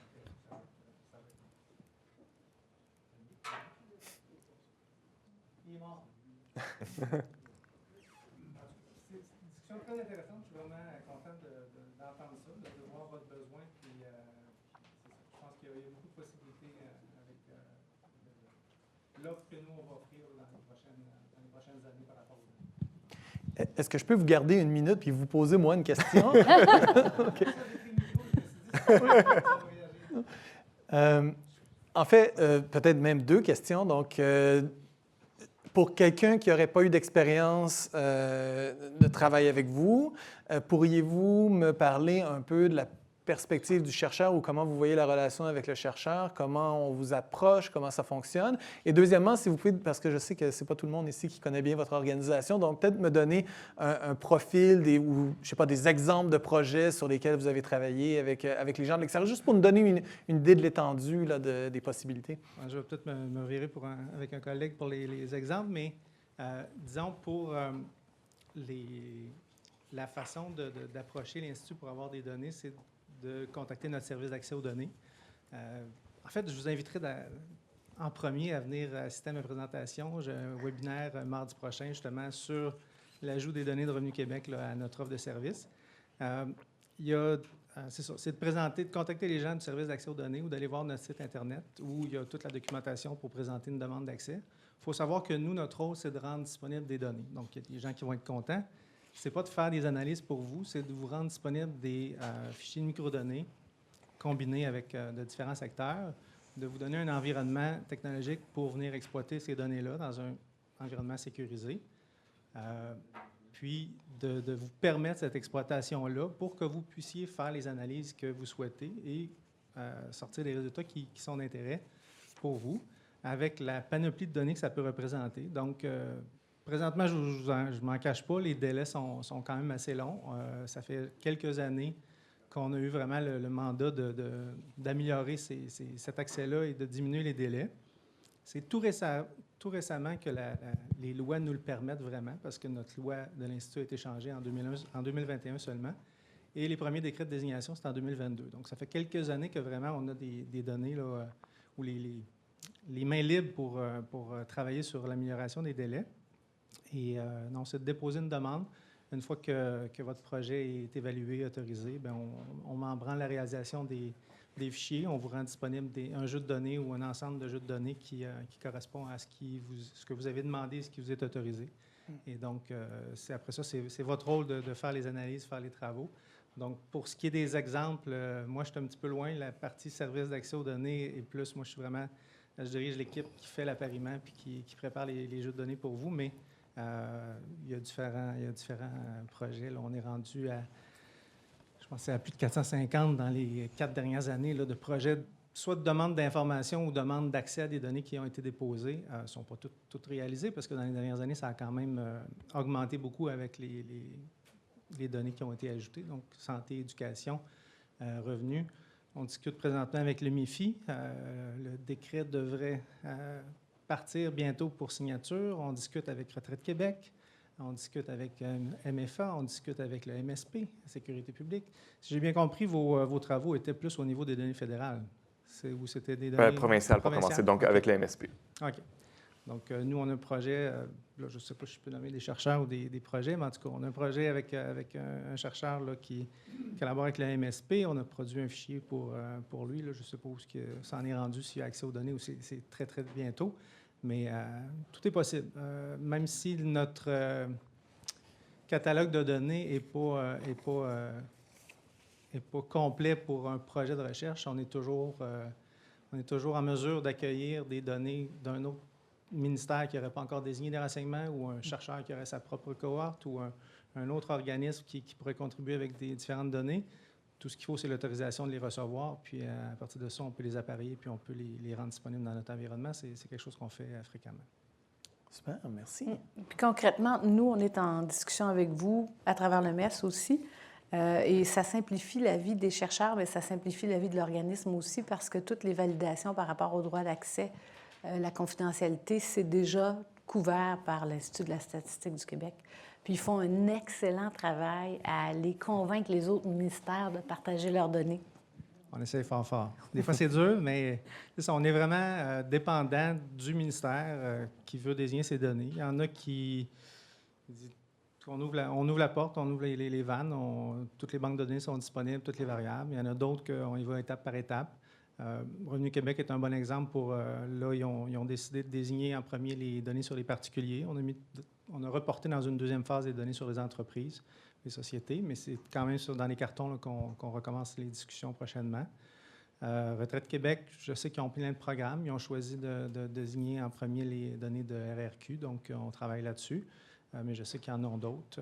Donc, c'est ça. Nous, on on essaie de les convaincre, on essaie de pousser pour vos besoins, pour ce qu'on sait que vous avez comme intérêt dans les données, mais à partir de ce moment-là, tout ce que je peux faire, c'est justifier cette nécessité-là, mais ce n'est pas nous qui décidons si on les désigne ou non. Mais c'est ça, on discute avec beaucoup de monde. À terme, dans pas beaucoup d'années, on va avoir beaucoup d'informations. Puis, je pense que c'est une force de l'Institut, l'appareillement. On fait ça. Moi, j'ai commencé en 2006, donc on fait ça depuis quand même beaucoup d'années. La protection des renseignements aussi, c'est fondamental à l'Institut parce qu'on fait des enquêtes. C'est notre mission première. Puis, si on faisait des enquêtes sans protéger les données de nos répondants, on ne ferait plus d'enquête. Donc, c'est vraiment très important. Fait que notre objectif, c'est de vous rendre disponible. Puis je parle beaucoup, hein, je m'excuse, j'ai l'impression de faire partie de la table ronde. Notre objectif, c'est de vous donner accès à des fichiers de données. Comme je disais, ce n'est pas nous qui faisons les analyses. C'est de vous donner le plus de données possible pour que vous puissiez faire vos travaux dans un environnement sécurisé, de façon à ce que tous ces beaux ministères-là soient à l'aise à nous communiquer ces données-là pour qu'on vous les rende disponibles. Puis après ça, on joue sur la diffusion des résultats en s'assurant de respecter nos règles de confidentialité, parce que l'objectif, c'est toujours de protéger les données qu'on a pour que les gens continuent à nous les donner. Merci. Oui. J'ai envie d'ajouter un petit complément d'information à votre réponse à la question de Vincent. Monpetit. Oui. Je suis Éric Monpetit, professeur de sciences politiques, puis vice-doyen recherche à la Faculté des arts et des sciences. Donc, le complément d'information, c'est que si vous êtes chercheur à l'Université de Montréal, vous allez au SIX. Oui. Parce que c'est le SIX qui rend disponibles les données de l'Institut de la statistique du Québec pour le campus de l'Université de Montréal, mais aussi, bon, il y a des antennes dans les autres universités québécoises. Et non seulement les données de l'Institut de la statistique du Québec, mais aussi ceux de Statistique Canada. Donc, si vous êtes des chercheurs qui utilisez ce genre de données-là, je pense que le premier puis le Benoît devraient hocher de la tête. Vous devriez d'abord aller frapper à la porte du SIX, puis là, on peut vous aider, puis vous donner accès aux ressources. Mais bon, j'ai une question sur le fond. C'était vraiment intéressant comme table ronde. Puis Vincent, il a posé beaucoup de très, très, très bonnes questions, là, donc il n'en reste pas beaucoup. Mais il y a peut-être un élément qui n'a pas été trop abordé, puis c'est un peu, j'ai envie de dire, la différence de culture qui existe entre le milieu de la décision puis le milieu universitaire. Puis on l'a vu un peu à travers vos propos, mais disons que l'environnement universitaire vient avec, évidemment, ses propres incitatifs, puis sa propre culture, puis le milieu de la décision aussi avec ses propres incitatifs, puis sa propre culture. Puis des fois, les deux, c'est assez difficile. On peut souhaiter des lieux de rencontre, favoriser la rencontre, mais des fois, la rencontre, elle se termine assez rapidement. Parce que le prof d'université, il a tendance, évidemment, il adhère aux normes scientifiques, puis donc la prudence, c'est important, on communique l'incertitude, puis là, alors que le décideur, lui, il veut des réponses claires. Puis tu disais, Vincent, au début, que il y avait des grandes questions qui venaient. Est-ce que la politique est bonne? En fait, souvent, les décideurs, ce qu'ils veulent savoir, c'est est-ce que leur programme marche? Puis c'est rare que le chercheur va répondre oui ou non. Ça dépend. Il marche des fois, mais c'est un peu incertain. Puis si j'avais 3 ans de plus, peut-être que j'aurais plus de certitude, mais là, j'en ai pas. Et donc, c'est comment qu'on fait pour surmonter ces difficultés, ces différences culturelles, puis les différences en termes de besoins. Le décideur a besoin de savoir maintenant, puis il a besoin de savoir avec un bon niveau de certitude s'il garde son programme ou s'il ne garde pas. Donc, est-ce qu'il y a moyen de surmonter ces différences de culture-là? Si je peux me permettre, il y a 2 choses dans la question. Quand on est en évaluation de programme, c'est définitivement ces questions-là auxquelles il faut répondre. Donc, oui, on a besoin de savoir si le programme marche ou pas. Quand on est en train d'améliorer un programme, là, on est vraiment plus en prospective. Puis là, je pense qu'on peut beaucoup plus se parler. On a un langage qui est plus près parce qu'on n'a pas la réponse. Puis on compte sur vous pour peut-être nous donner des pistes, des hypothèses de travail. Je reviens à l'exemple de l'influenza que je trouvais très drôle. J'ai approché Philip Merrigan avec une ambition exactement comme celle que tu décrivais de peux-tu me dire c'est quoi les bénéfices sur le PIB du Québec, du RQAP, là, pas la politique familiale, je veux vraiment que tu me l'isoles. Et on a eu de nombreux allers-retours avant de convenir de quelle réponse il pourrait me donner puis comment il pourrait contribuer. C'était beaucoup plus humble que ça avec quoi je suis partie, mais quand même, ça faisait état de certaines contributions relatives. Donc, ça dépend qu'est-ce qu'on fait.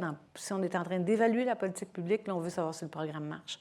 Si on est en train d'essayer de développer ou de trouver d'autres avenues, là, la recherche puis les échanges peuvent être de bord plus longues un peu, tu sais, ne s'inscrivent pas dans le même échéancier, à moins que ce soit une réforme immédiate d'un programme qui est dû là, puis qu'on est en train d'écrire un projet de loi. Ça, c'est pas la même échéance. Mais je pense qu'il y a de la marge pour l'amélioration des programmes. Je peux ajouter un point. Il y a un papier que j'ai écrit sur l'impact du crédit d'impôt sur le transport en commun. J'ai écrit ce papier-là parce que je faisais mes impôts, puis j'ai vu le crédit d'impôt, c'est le genre de truc qui est inutile, là. Donc, j'ai envoyé mes demandes d'accès à l'information à une série de corporations de transport en commun. Puis c'est là où, bon, moi, je trouvais ça amusant. J'ai envoyé mes courriels, j'ai reçu mes réponses, j'ai fait mon analyse, et je l'ai envoyé à CPP. Ça a été publié, tout ça. Puis, pour moi, c'est comme fini. Puis là, tout d'un coup, le gouvernement du Trudeau décide d'abolir le crédit d'impôt sur le transport en commun. Puis, mon premier réflexe, c'est je vais pouvoir regarder de l'autre côté pour voir, lorsque l'abolition, voir si ça le change quoi que ce soit. Mais avant ça, je reçois un courriel du Sénat, un courriel à la Chambre des communes en disant on a besoin d'une décision, on a besoin de votre expertise dans 24 heures. Donc, c'est là où l'élément du 24 heures rentre en compte. Évidemment, il n'y a personne dans les 24 heures qui va envoyer des courriels pour obtenir des données, faire l'analyse, tout ça. Mais moi, 2 ans auparavant, en faisant ma déclaration d'impôt, j'ai décidé de faire du pelletage de nuages. Puis tout d'un coup, le pelletage de nuages devient utile lorsqu'on a besoin d'une décision tout de suite. Là. Donc, c'est le genre de situation où on ne sait jamais vraiment qu'est-ce qui est du pelletage de nuages, puis qu'est-ce qui, tout d'un coup, devient super utile maintenant, parce qu'il n'y a personne qui va faire l'analyse tout de suite, ça prend trop de temps. Donc, des fois, de voir dans la conversation, voir qu'est-ce qui pourrait être intéressant dans le futur pour prévoir un peu les besoins. C'est là où, lorsqu'on est en contact avec les organisations, on est capable de prévoir un petit peu où est-ce que ça va être intéressant dans le futur. Oui, puis des fois, on ne sait pas quelle opportunité on aura. Je prends l'exemple du RQAP où, avec la dénatalité, on s'est ramassé avec beaucoup plus de sous.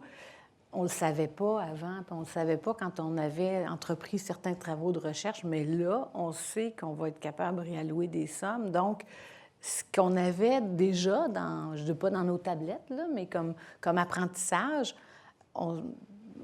ça va finir un peu comme ton idée, là, par servir à corriger des inéquités dans le programme. Peut-être un dernier point, si je me permets de rêver un peu là, à une culture d'évaluation où les chercheurs seraient impliqués en amont quand il y a une création ou une modification d'un programme. Oui, on est des spécialistes pour analyser des données une fois que le programme est complété, mais aussi pour analyser les effets de programme, c'est-à-dire prévoir la meilleure façon d'implanter un programme pour l'évaluer par la suite. Ce qui simplifierait beaucoup de choses là, une fois que les données sont créées. Donc, c'est avoir une culture d'évaluation où les chercheurs sont impliqués très tôt dans le processus. Je pense que ça pourrait accélérer les choses. Et peut-être répondre aussi à votre question qui est de comment aligner les besoins sur le terrain avec le besoin de la recherche. Quand tout ça est discuté très tôt dans le processus, il me semble que ça se passe mieux par la suite.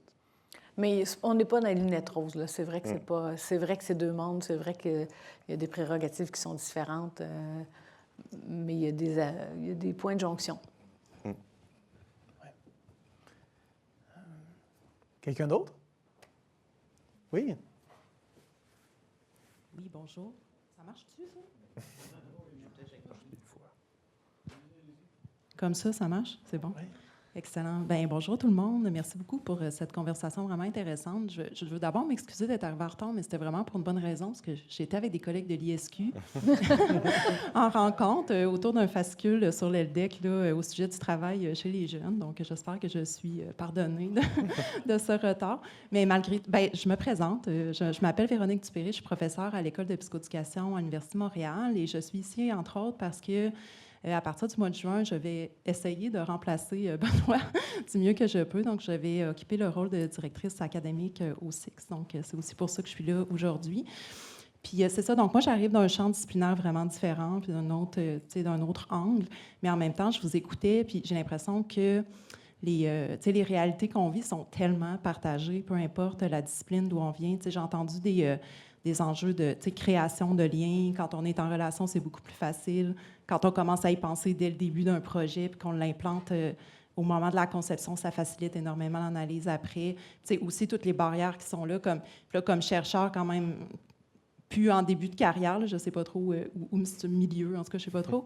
Mais ça devient plus facile d'entrer dans ces processus-là puis de faire tout ça. Mais c'est difficile à démarrer quand on arrive de l'extérieur aussi. Quand je pense à mes jeunes collègues, puis je me dis, on aurait peut-être intérêt à penser, là, c'est intéressant, on a une activité aujourd'hui qui fait ça, où on se rencontre, mais si on pouvait avoir quelque chose comme des communautés de pratique autour de ces questions-là qui sont plus durables aussi, puis là, peut-être que la Maison des affaires publiques et internationales pourrait jouer un rôle, parce que même quand on est dans des objets de recherche qui sont très différents, au niveau des processus, on confronte toujours les mêmes réalités aussi, puis les mêmes. J'ai l'impression qu'on résout les mêmes problèmes, chacun de notre côté, en silo, un en arrière de l'autre. Puis en tout cas, moi, déjà, à vous écouter, j'ai appris beaucoup de choses, puis j'ai l'impression que je vais beaucoup bénéficier de votre expérience, puis ça résonne beaucoup avec celle que j'ai pu rencontrer aussi.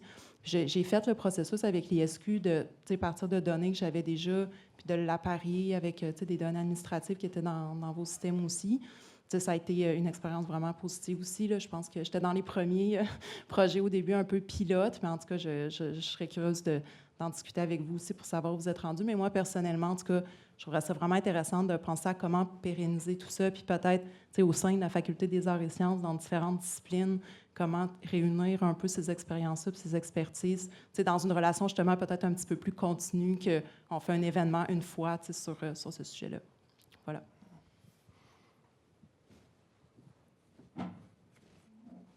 On est tous d'accord. On est tous d'accord, c'est ça que j'allais dire.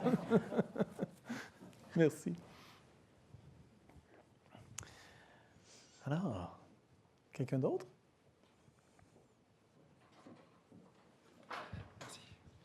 Bonjour, merci pour la présentation. Donc, je m'appelle Pierre Tirchet, je fais de la recherche sur les politiques publiques de l'emploi, plutôt quanti. Donc la question que je vais poser, je ne plaide pas forcément pour ma paroisse, mais on a quand même une épistémologie assez particulière là aujourd'hui. C'est beaucoup d'économistes, c'est du quanti, on fait de la mesure. Le mot mesure est revenu à plusieurs moments, mais l'évaluation de politique publique, c'est pas que ça, c'est pas que des effets, disons. Il y a aussi un processus, un rapport qu'on peut avoir à la politique publique. Et donc, quelle place a l'évaluation qualitative, disons, ou critique, par exemple, dans tout ça? Parce que je vois qu'on s'adresse beaucoup justement à la mesure, mais moi, je me demande à quel point, justement, cet aspect-là est traité. C'est peut-être plus madame qui va pouvoir me répondre. Mais je suis obligée, c'est parce que je ris à vous entendre. J'ai 2 économistes chez nous qui font de la macroéconomie et j'ai insisté pour qu'ils s'approchent aussi du qualitatif. Alors, vous pensez qu'on a des cultures différentes, mais c'est pas juste nous qui avons des cultures différentes. Quand je veux que les gens du Cali parlent au Quanti, là, puis parlent aux sociologues, que je dois convaincre de l'importance de la complémentarité des données. Alors, c'est sûr que les approches sont tellement différentes et je remarque, si je peux me permettre, un petit jugement parfois du côté du Quanti par rapport au Cali, alors que dans un point de vue de politique publique, les deux se conjuguent. Tout à l'heure, je vous ai parlé des incidences économiques, mais on a aussi des travaux qu'on mène avec Sophie Mathieu, Diane-Gabrielle Tremblay, dans le monde du travail puis de l'emploi, là, ceux qui la connaissaient, mais ce sont des travaux quantitatifs.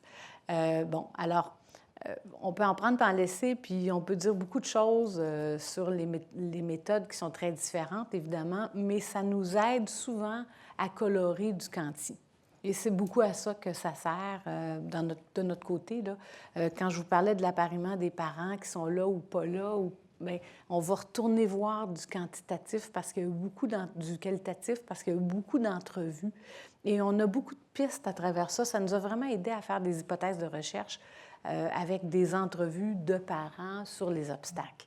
Bon, évidemment, le nombre n'était pas assez important, la volumétrie n'était pas là pour établir un modèle, mais certainement pour nous aider à trouver des pistes de recherche ou encore, quand on a fait nos analyses quantitatives, colorer a trouvé. Si je peux me permettre un commentaire, je suis l'animateur, mais je réponds à la question.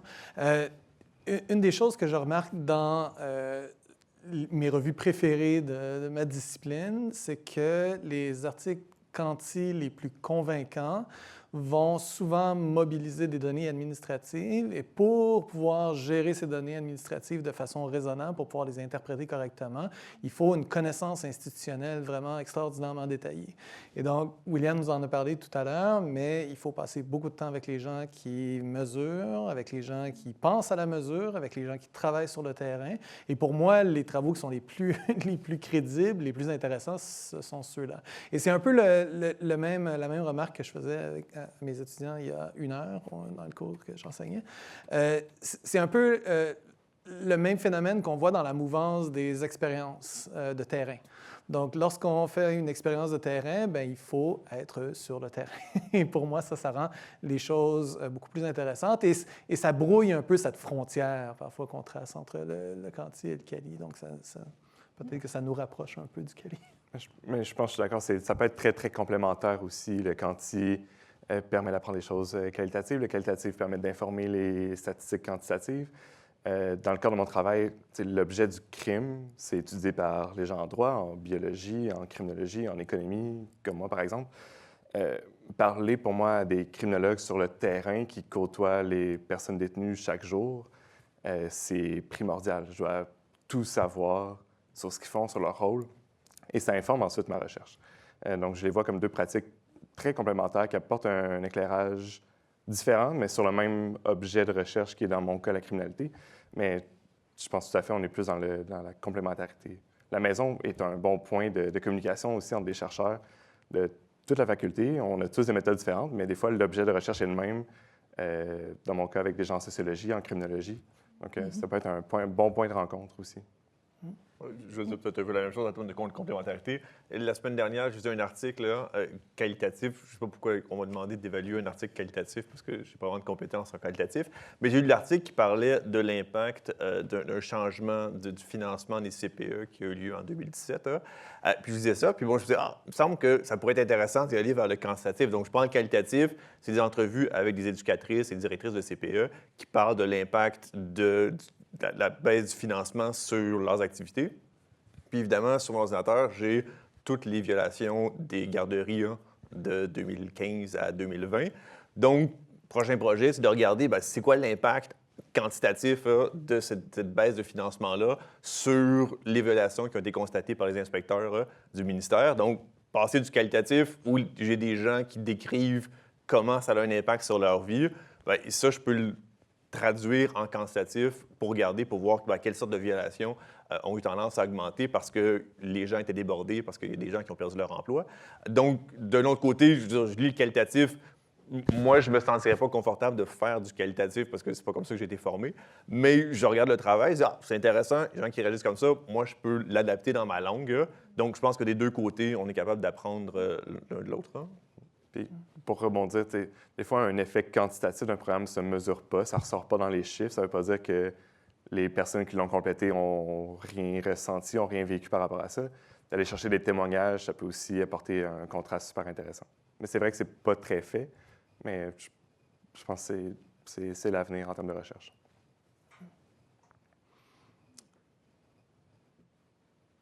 On a un peu de temps encore. C'est quelqu'un? Non? Oui?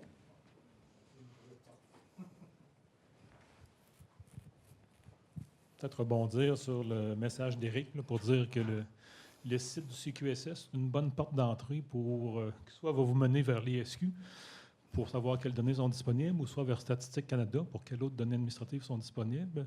Si vous ne trouvez pas les données administratives pour faire votre analyse de politique dont vous avez besoin, envoyez-moi pas une demande d'accès à l'information. Mais je peux promettre qu'avec Magali, on va chialer tout le temps sur toutes les tribunes qu'on peut pour que les données soient rendues disponibles. Ça fait 10 ans qu'on chiale pour qu'il y ait plus de données de ministères qui soient disponibles, soit au niveau fédéral ou provincial. Et soudainement, il y en a plus qui sont disponibles. Je ne suis pas spécialiste en analyse causale, autant que certains collègues, mais en tout cas, il y a peut-être un lien de cause à effet. Et malgré tout, on a entendu parler de Jimmy. Le processus est quand même assez long. Les décrets, l'accès aux données est long. Ce pas tous les ministères qui ont donné disponibles. Donc, je pense qu'il y a encore, c'est un message qu'on doit réitérer, là, que si on veut qu'ils se fassent de l'analyse de données pour supporter les politiques publiques, il faut que les ministères rendent leurs données disponibles par défaut, ce qu'ils ne font pas présentement. Pour le RQAP, je ne suis pas certain d'avoir compris. Je pense que vous êtes en discussion avec les SQ. Si je voulais faire une analyse de données du RQAP, je pourrais vous contacter, par exemple, pour avoir accès aux données. Oui. Mais il n'y a pas d'autres processus qui ne sont pas disponibles par le processus standard, par les SQ. Pas encore. Pas encore, parce que le ministère, nos données sont propriété du ministère qui les collecte, et donc le ministère doit adhérer, mais oui, les données du RQAP sont déjà disponibles. Okay. Donc, je réitère juste le message qu'il faut que les données soient disponibles. Juste avant de rendre le micro, j'ai juste un enjeu super important, là. Six, CQSS, KIX, comment? J'ai entendu plusieurs versions, là, donc je veux qu'on règle. Centre interuniversitaire québécois de statistiques sociales, SIX en français, puis en anglais, KIX, Quebec Interuniversity Center for Social Statistics. Donc, la fondatrice du centre a trouvé un acronyme qui se disait très bien en français et en anglais. Là. C'est un exploit là, qu'on ne pourra pas répéter probablement. Merci. On a effectivement commencé les discussions. On a aussi commencé les discussions avec le MESS tout récemment. Donc, ça va venir sur le tapis. À l'Institut, à mesure qu'il y a une donnée, même si c'était des données du RQAP, à mesure qu'il y a un renseignement désigné dans votre projet, vous pouvez passer par l'Institut. On va prendre en charge la demande, on va l'évaluer, puis on va l'autoriser, puis on va vous créer un fichier dans la chaîne, même si vous avez une variable qui est la cause de décès dans votre fichier, puis vous avez 70 autres banques externes. Si vous êtes en mesure d'avoir l'autorisation de communiquer les données, ça passe chez nous. Donc, la désignation fait à la réponse porte d'entrée, là, l'ISQ est une très bonne porte. Et ça arrive souvent. On reçoit souvent des demandes qui viennent de vous. C'est ça. Un exemple qui ne passe pas chez nous, c'est quand les données, il n'y a aucune donnée désignée ou d'enquête de l'Institut qui serait utilisée. Fait que quelqu'un qui fait un projet sur vos données avec par exemple, le registre des cancers qui n'a pas été inclus dans la désignation du M3S, bien là, ça ne passe pas chez nous. Vous ajoutez une cause de décès, ça passe chez nous. Les naissances, les bulletins de naissance, ça passe chez nous. Donc, notre site fait répertorie toutes les données qui sont disponibles. Donc, je vous invite à le consulter, Service d'accès aux données. On va une main en arrière, si vous voulez. Alors, je serai brève parce que c'est moi qui fais obstacle à l'apéro. Alors, Dalia Gesualdi-Fecteau, je suis professeure à l'École de relations industrielles. Je m'intéresse aussi aux politiques du travail et de l'emploi, mais je dirige aussi un centre de recherche de gens qui sont plutôt dans une perspective qualitative, mais qui travaillent avec des gens qui font du quanti. Moi, ce que je veux quand même mettre de l'avant, c'est que je trouve fabuleux l'initiative d'avoir accès à un nombre de ministères et d'organismes de plus en plus important. Il y a un des enjeux auxquels on fait face dans notre domaine, c'est qu'il y a des organismes, et je vais en nommer un, et ce n'est pas un secret, la CNESST, par exemple, qui est quand même le plus gros organisme au Québec, leurs systèmes informatiques ne sont pas construits pour la recherche. Donc, quand on parle d'accès à l'information et tout ça, on n'a pas le choix de procéder par ça, et on se bute régulièrement à des noms, parce qu'ils n'ont pas les données où il faudrait qu'ils créent, qu'ils aient presque manuellement dans les dossiers pour trouver. Donc, il y a cet enjeu-là, je pense, de comprendre aussi selon les domaines. Je prends l'exemple du MIFI aussi. Donc, moi, on travaille surtout avec ces ministères-là, MIFI, ESDC au fédéral, IRCC, CNESST, Revenu Québec aussi pour certains enjeux. Mais il y a cette question de comment, et je sais que c'est pas personne ici qui va régler ça, mais je pense qu'il y a une sensibilité à développer sur comment les systèmes informatiques sont construits dans ces organismes et ces ministères-là et comment ils sont faits ou pas pour la recherche quand on cherche à construire des politiques publiques fondées sur des données probantes. Et il y a là un enjeu, parce que c'est un enjeu de taille. Construire des systèmes informatiques dans les ministères et organismes, ça coûte des millions, des millions, des millions. Personne ne veut se borderer de ça et on peut comprendre. Mais il y a là un enjeu réel et je pense qu'il faut créer des voies de passage pour que ces systèmes-là génèrent des données qui puissent être exploitées à des fins justement de construction de politiques publiques fondées sur des données probantes. Et c'est un enjeu de taille dans certains ministères et organismes où sans ces données-là, on n'est pas capable de l'avoir, cette donnée probante-là. Puis je pense que j'interpelle surtout les collègues ici de l'ISQ et tout ça qui peut-être travaillent avec ces ministères et ces organismes-là, mais je pense que ça, il faut mettre de l'avant. Nous, on fait face à ce problème-là régulièrement. Voilà.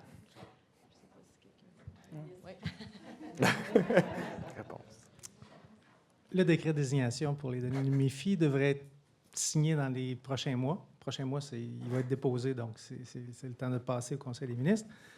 On a des discussions avec la CNSST aussi. Effectivement, l'environnement informatique, c'est un enjeu. Donc, on est en attente de réflexion de leur côté à ce moment-là, mais nous, notre objectif, c'est très variable d'un ministère à l'autre. C'est un peu un défi qu'on a. Quand un ministère nous rend disponible des données pour qu'on les communique aux chercheurs pour les projets, certains nous donnent accès à leur environnement. Donc, à la RAMQ, on se connecte directement à l'environnement informationnel de la RAMQ, puis on extrait les données nous-mêmes. D'autres n'ont pas la capacité informatique pour nous accueillir parce qu'on est quand même assez énergivore. Donc, certains nous envoient des banques de données. À ce moment-là, on les reçoit et on les traite directement dans notre environnement. Donc, la mixité des approches, des fois, représente un défi, mais quand c'est justement un enjeu du côté du détenteur, bien, nous, on reçoit des copies de banques de données. C'est de la gestion de plus parce qu'il faut mettre à jour les données.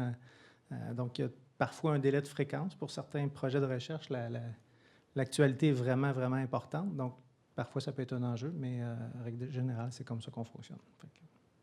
Puis, les autres que vous avez nommés, MIFI, IRCC, IRCC, ils ont un programme de valorisation des données fédérales. Puis on a commencé on n'a pas commencé à discuter, on a commencé à discuter il y a longtemps. On était sur le point de signer l'entente, il restait des pacotilles à faire, puis il y a quelqu'un qui a déclenché les élections. Fait que dans ce temps-là, vu que les employés négocient au nom du ministre, il n'y a plus de ministre, on faut attendre la fin de la campagne pour finaliser l'entente. Mais même chose, au printemps, on devrait signer l'entente de communication, parce que vu que c'est fédéral, ce n'est pas des renseignements désignés, ce n'est pas pour le gouvernement du Québec. Mais par entente, on va avoir ces données-là qui vont pouvoir être connectées avec les données du MIFI puis toutes les autres que je vous ai nommées.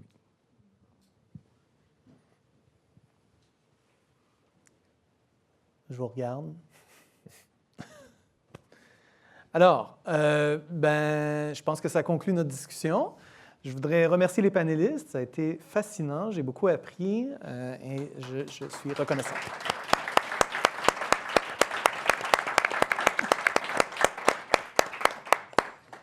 Il y a de la limonade en arrière. Donc, restez ici un peu. Merci. Je veux juste dire, le CIQSS offre des formations et des midi-webinaires. Jimmy va venir présenter les données de Revenu Québec particuliers dans un midi-webinaire qui va avoir lieu le 8 avril, donc c'est la semaine prochaine. Je vous invite à aller sur le six.org, aller dans « Webinaire » et vous inscrire au webinaire du 8 avril si vous voulez en savoir davantage sur cette nouvelle base de données qui est disponible à l'ISQ. Et il y a aussi 2 formations qui sont données par le biostatisticien Marc Doré, le 16 avril et le 23 avril, qui peut vous donner davantage d'informations également sur les ensembles de données administratives disponibles dans les cas de risque. Donc, vous pouvez également vous abonner, mais vous inscrire à ces formations-là qui s'en viennent très bientôt. Merci. Merci.